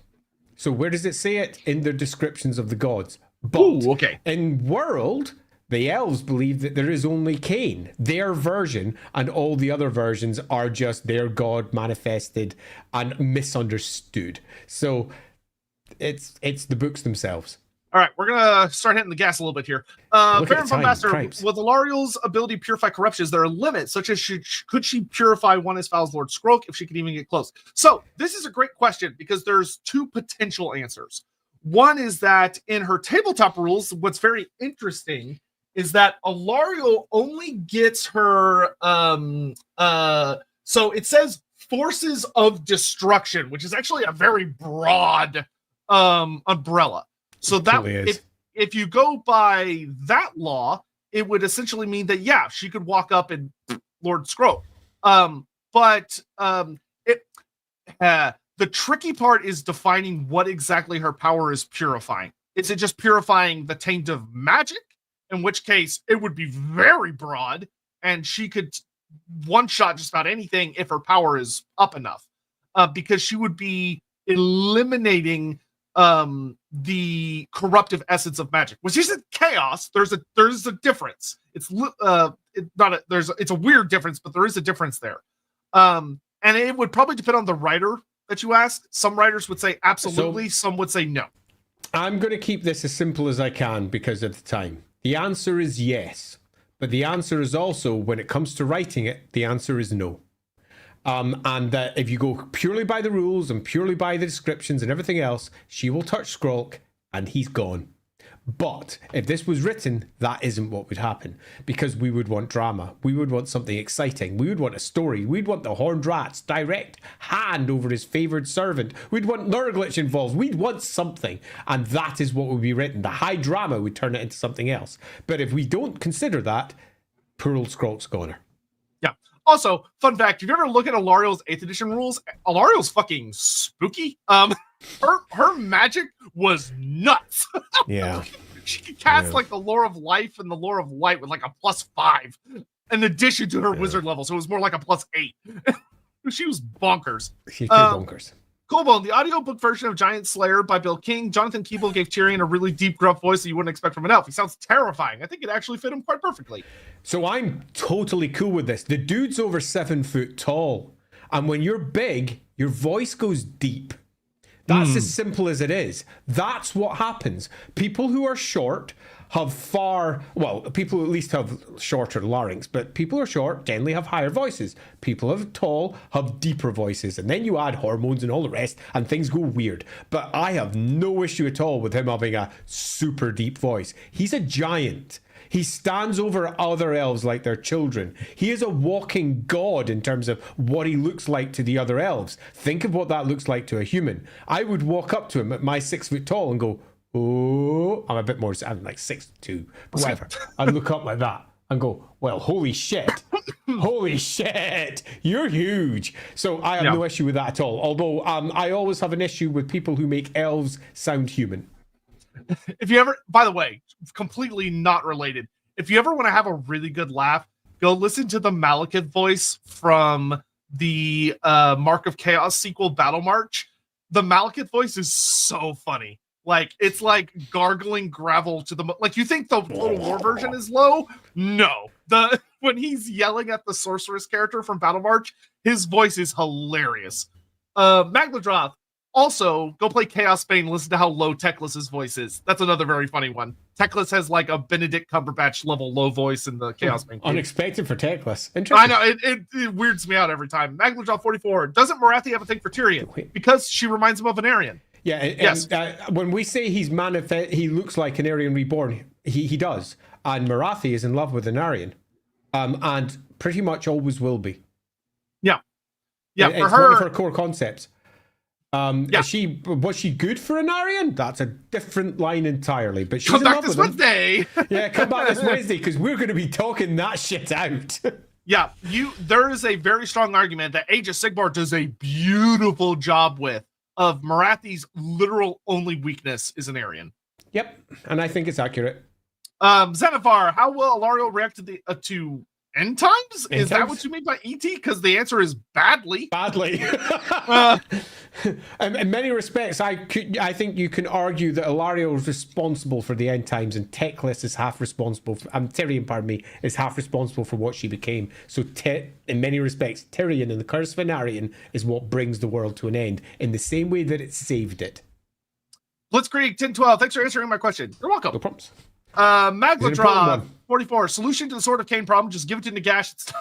Give it to Nagash. It stops bothering the elves and goes to someone who will make good use of it. That totally wouldn't have any horrifying, awful ramifications whatsoever. I do wonder how things like that would occur. What happens if a non-elf wields it? What happens if it's other people? I think there's a huge question there to be answered. I'm not sure it would work the way everyone expects, though, because this was created by Vol for a specific purpose, god killing, by the elves. I'm not sure it would do what you expect. Yeah, that would be a fun thing to explore. There's a lot of different ways you could go with it. Yeah. Baron von Bastard, now I'm wondering what would be the result of warp fuckery causing the Everchild to appear at a Lizardman city, and how them raising this pillar being of the world in their own way. That's a lot of weird packed into one hypothetical. Heavy what if there. So we're just gonna leave that as that would be weird.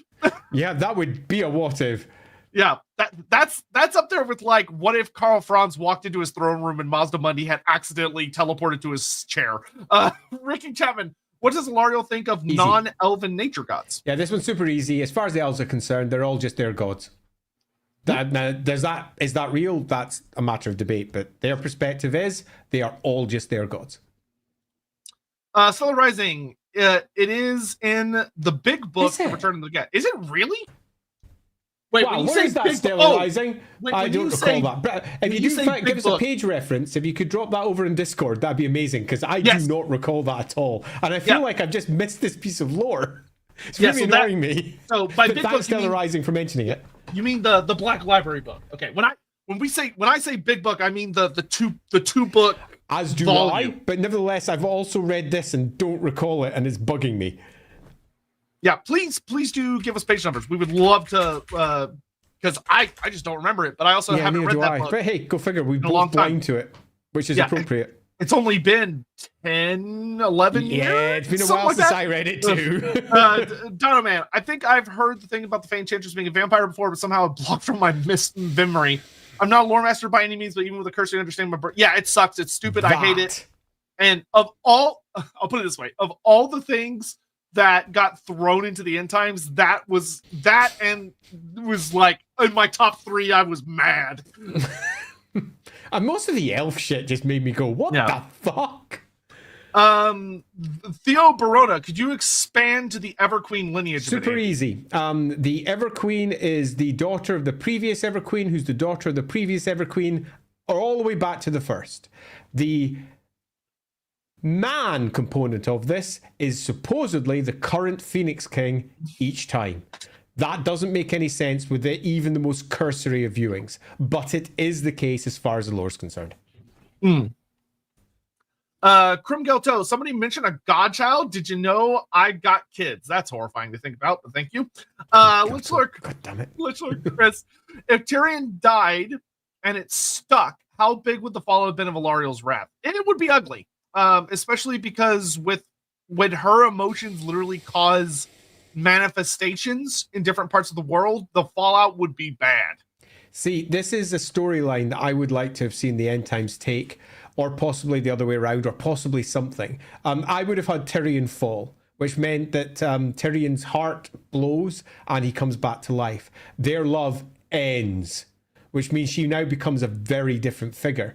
All of the love that she holds is changed. Now, in my rules, that means the effect is they change paths. They move into a different aspect of their life. Works perfectly. Oh, yeah. Andy's right. This would be fascinating if it had played out in a big, impactful way. I completely forgot about the heart. Yeah, so the Heart of Avalorn, which, fun fact, does nothing in the end times for some stupid-ass reason. The Heart of Avalorn, quite literally, the only way it works is that Tyrion has to die. Dead. Completely. The end. He's gone. and it activates, but it's destroyed. And it's literally the embodiment of their love for Just one have to another. bring this one up from Vault Boy. Not the Everstream, please God.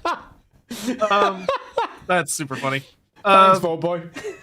Eric, Tyrion is the nature of the golden glow. Yeah, you're not wrong.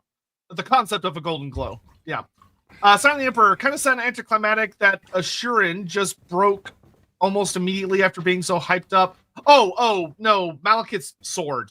Yeah, anticlimactic that Ashurath just broke almost immediately after being so hyped up when Malekith has this big climactic fight with Tyrion wielding Ice Fang. So I can't tell. There's some typos in here, Simon, that are throwing me off just a little bit. But I'm assuming you're talking about the final fight between Phoenix King Malekith and Tyrion, Avatar of Cain, where Malekith gets bodied kind of again after there was a lot of buildup to like the reforging of Destroyer into a new sword.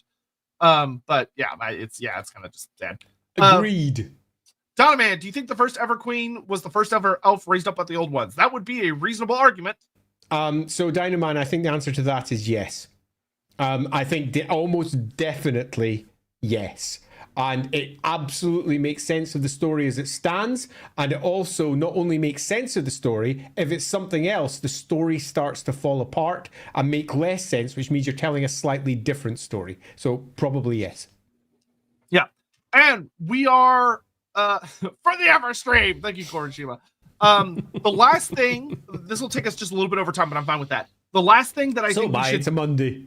Yeah, the last thing we should talk about that I think is important to talk about is why are the Dark Elves so hell-bent on killing the Everqueen? Oh, yeah. That is an important thing that is never addressed, other than there's a vague hand wave of, it'll break the spirit of the High Elves. But as you may have noticed, as we're talking over the course of this stream, killing the Everqueen would have horrific, nightmarish, world-breaking implications. Yep. But it is literally, whenever Malekith invades, it is like one of his top 3 things that needs to get done, is the Everqueen has to die. But why? Are you asking? I thought you were going to come up with a whole thing. So I'll put this of, A, it's weird. It doesn't really make a lot of sense. It's never explained. And I'm actually really curious to hear what Andy's got to think on it, because I never really thought about it, to be honest. I 100% think this is something that they would be chasing. And the answer is why? There are multiple reasons why. Number one, they are entirely following the underworld gods. And the underworld gods disagree heavily with the entire rule of Azurin and Isha et al. They wish to undermine everything that those gods represent. And the world darkening, the world beginning to collapse as the Everqueen dies, is symbols of their success. Look at Nagaroth and how dark and twisted that place has become with its long-term hold underneath the Witch King and all of the Witch King's many minions. Now, regardless of what name you use for the Witch King, even if it's not the Witch King, they are clearly going for one thing, which is bringing everything to their aspect. And Isha is not a part of that. Now, you might go, but surely the death of Isha means that all of them will suddenly feel sad, and it's weird because life is gone from the world, and yep, and they freaking love it. This is success made manifest. They see the withering and they're like, we are winning. Our way of reflecting the world is coming to pass. Ulthuan is now collapsing. We can take over it and bring it to our way of thinking. Ulthuan would never be the same again if the Dark Elves came to rule as Dark Elves, because it would be taken over in the same way that Nagaroth has been. It would be entirely darkly aspect. Dark magic would be everywhere. The concept of Avalorn would be torn to shreds. The Everqueen would be gone. Isha would be gone. Why do they want to do it? Because it's what they want to do. It's as blunt as that. It's not deep. beyond the fact that this is their goal. They intend for the Dark Elf way to be the winning way, in the same way that the Azure are very keen to have the High Elf way be the winning way. And the Wood Elves are sitting on the edge going, you're fucking mad, the both of you. You've lost it.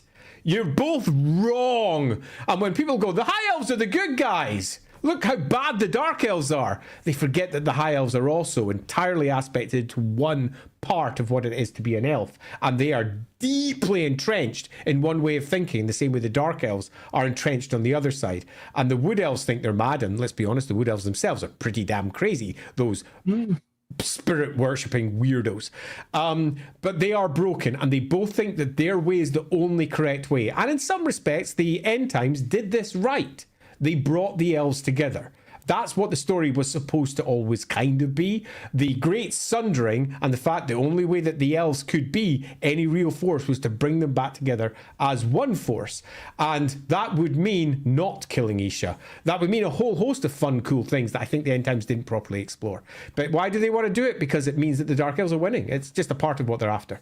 It's not that deep in the great scheme of things, I think. Do you think that's unfair?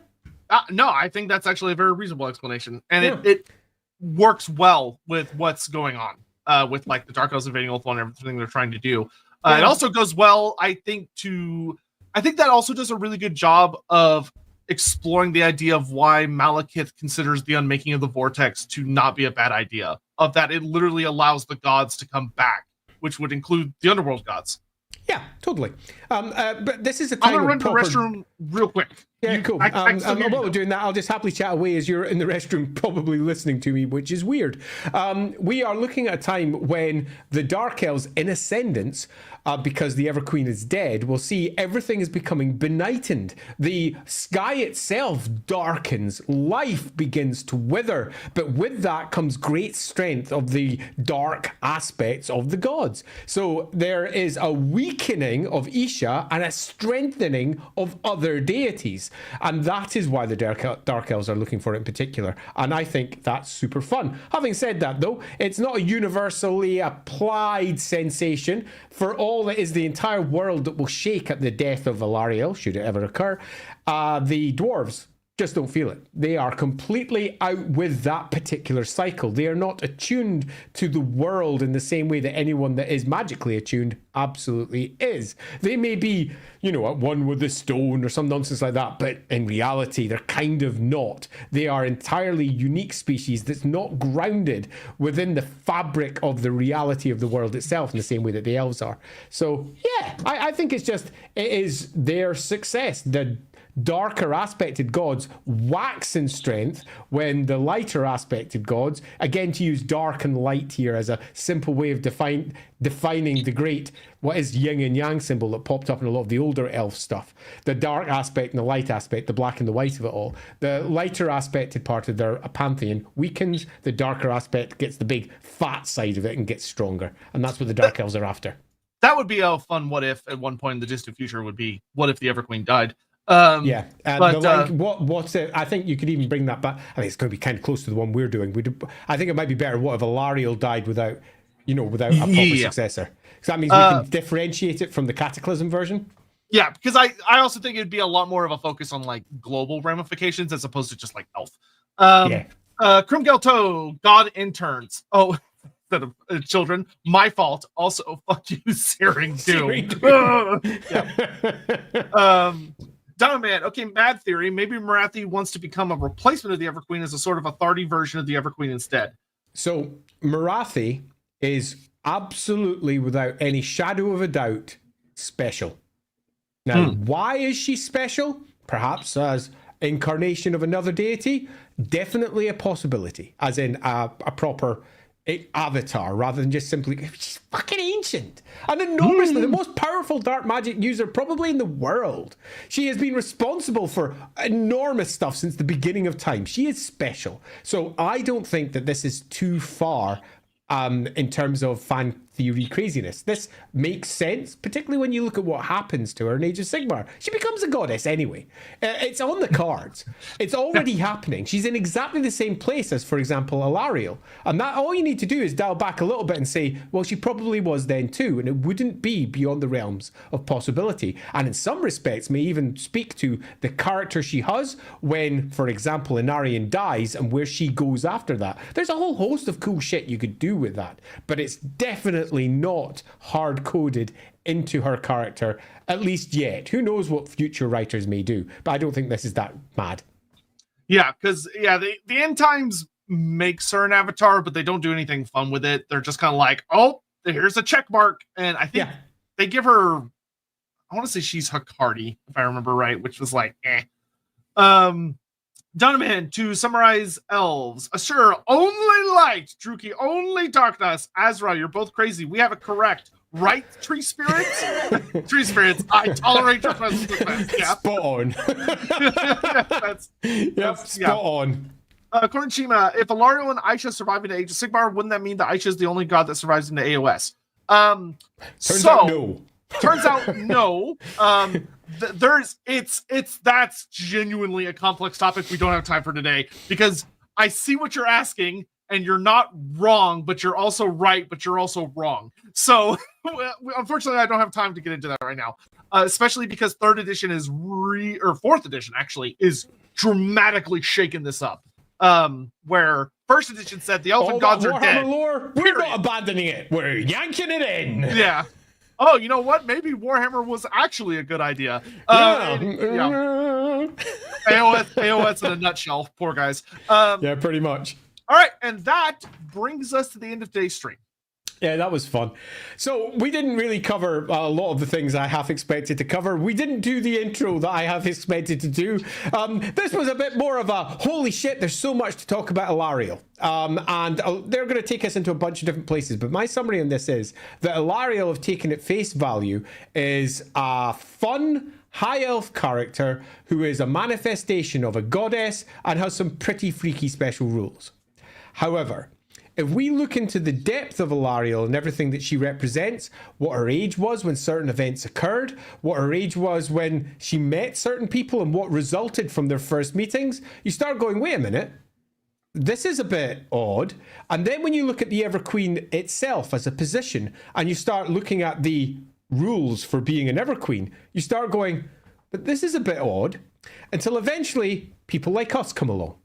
And we sit down and we say, we're going to do a stream about the Everqueens. By the way, they're broken.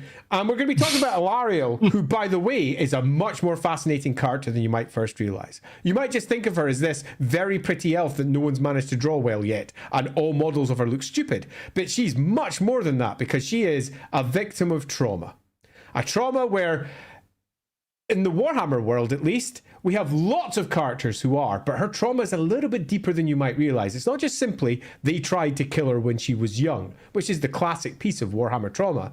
It's that the person who saved her, who was centuries older than her, when she was barely an adult, almost certainly not an adult, but a child, becomes her lover. And that is a story. A story that's glossed over by writers who make Tyrion the perfect example of everything, who make Alarielle the beautiful woman to be seduced and to do the things, forgetting that they are dealing with a mighty age gap. And that's fun.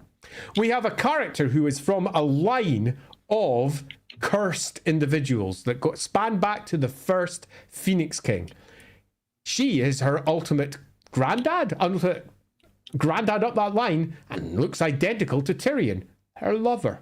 There's all manner of cool finicky issues that you might go as a writer of Warhammer at some point, should any of you become one, and go, I think I'm going to have to write this differently because this is broken.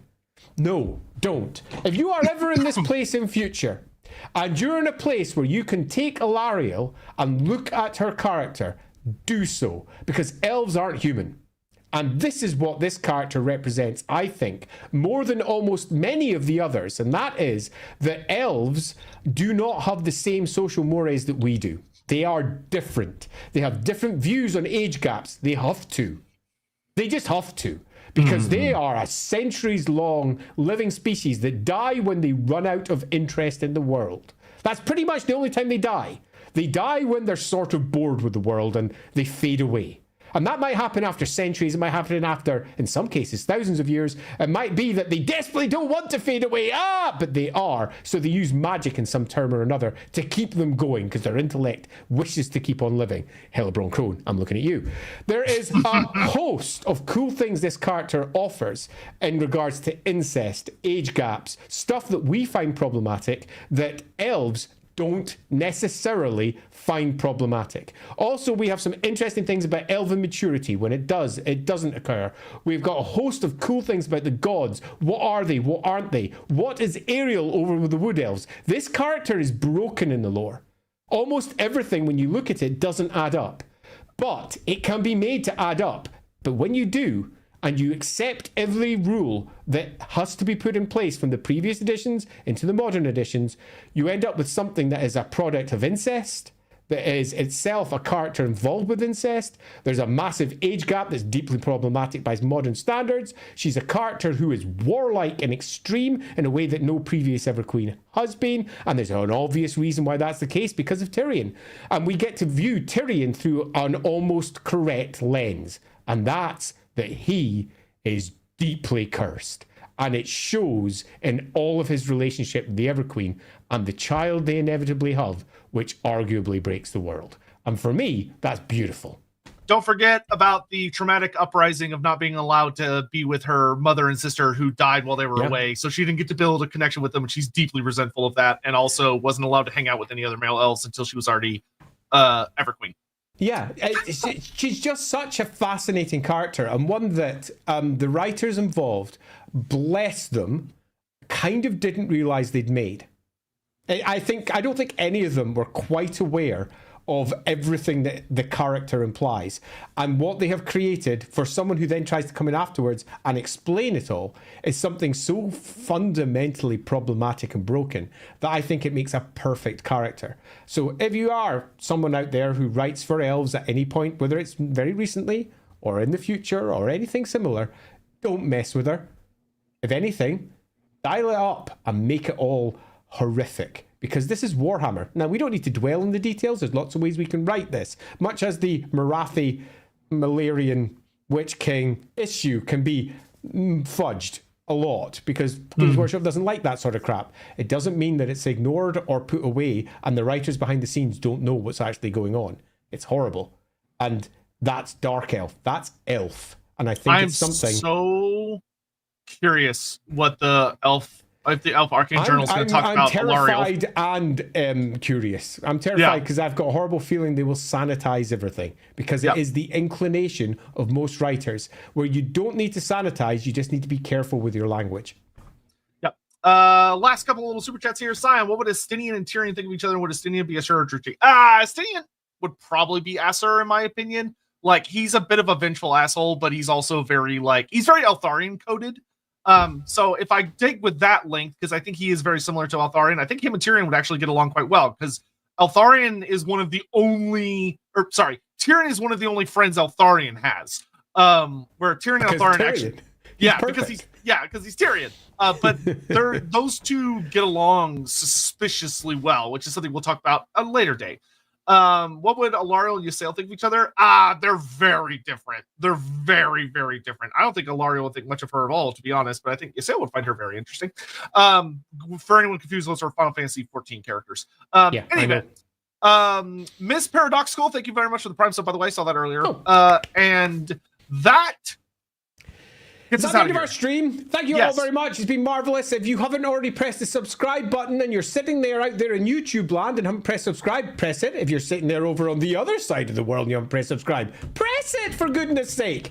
You'll get all the lovely warnings that we're about to go live. And also do remember that next week and this Wednesday as well, we'll be on the LAWhammer channels. We will not be on the Loremaster of Sotek channels. So you'll need to go over there and press subscribe there too. Subscription-tastic. Speaking of which, the subject for next Sunday, according to the poll that we did, is Hell Pit. Ooh, Hell Pit. Awesome. Didn't feel like that was going to be the subject. And Nice. Destroyed the other two. Did it? There you go. Help about it. a little. I love me a bit of Skaven. Yeah, I got like 49% of the vote. Holy cremolians, that's a big chunk. So we will be heading down into the 9 circles of Hell Pit next Sunday over on the LAWhammer channel, which is going to be a really, really good time. And the next poll is going to be up on the LAWhammer channel because I'm tired of having polls on my channel. So we're gonna go figure that out. I had to go over mine eventually. So we're going to go figure that out. Also, make sure to join us this Wednesday for What If Anarian Had Survived the Cataclysm, which is going to get wild. It's a good one. I'm looking forward to this immensely. Wednesday, 10 p.m. UK, whatever your time might be locally. And this is going to be fun. Yep. And we'll see y'all when you should have been in Shafty. Would have been cool, but, Skaven are fun. It's been a while since we've talked about Skaven. It has been a wee while since we've done Skaven, so this will be good. Yeah, anyway, we're going to get out of here. Thank you all so much for watching. Make sure you take care of yourselves, get some rest. Been good. Drink some water. Anyway, see you guys later. See y'all later. Bye-bye. Bye-bye.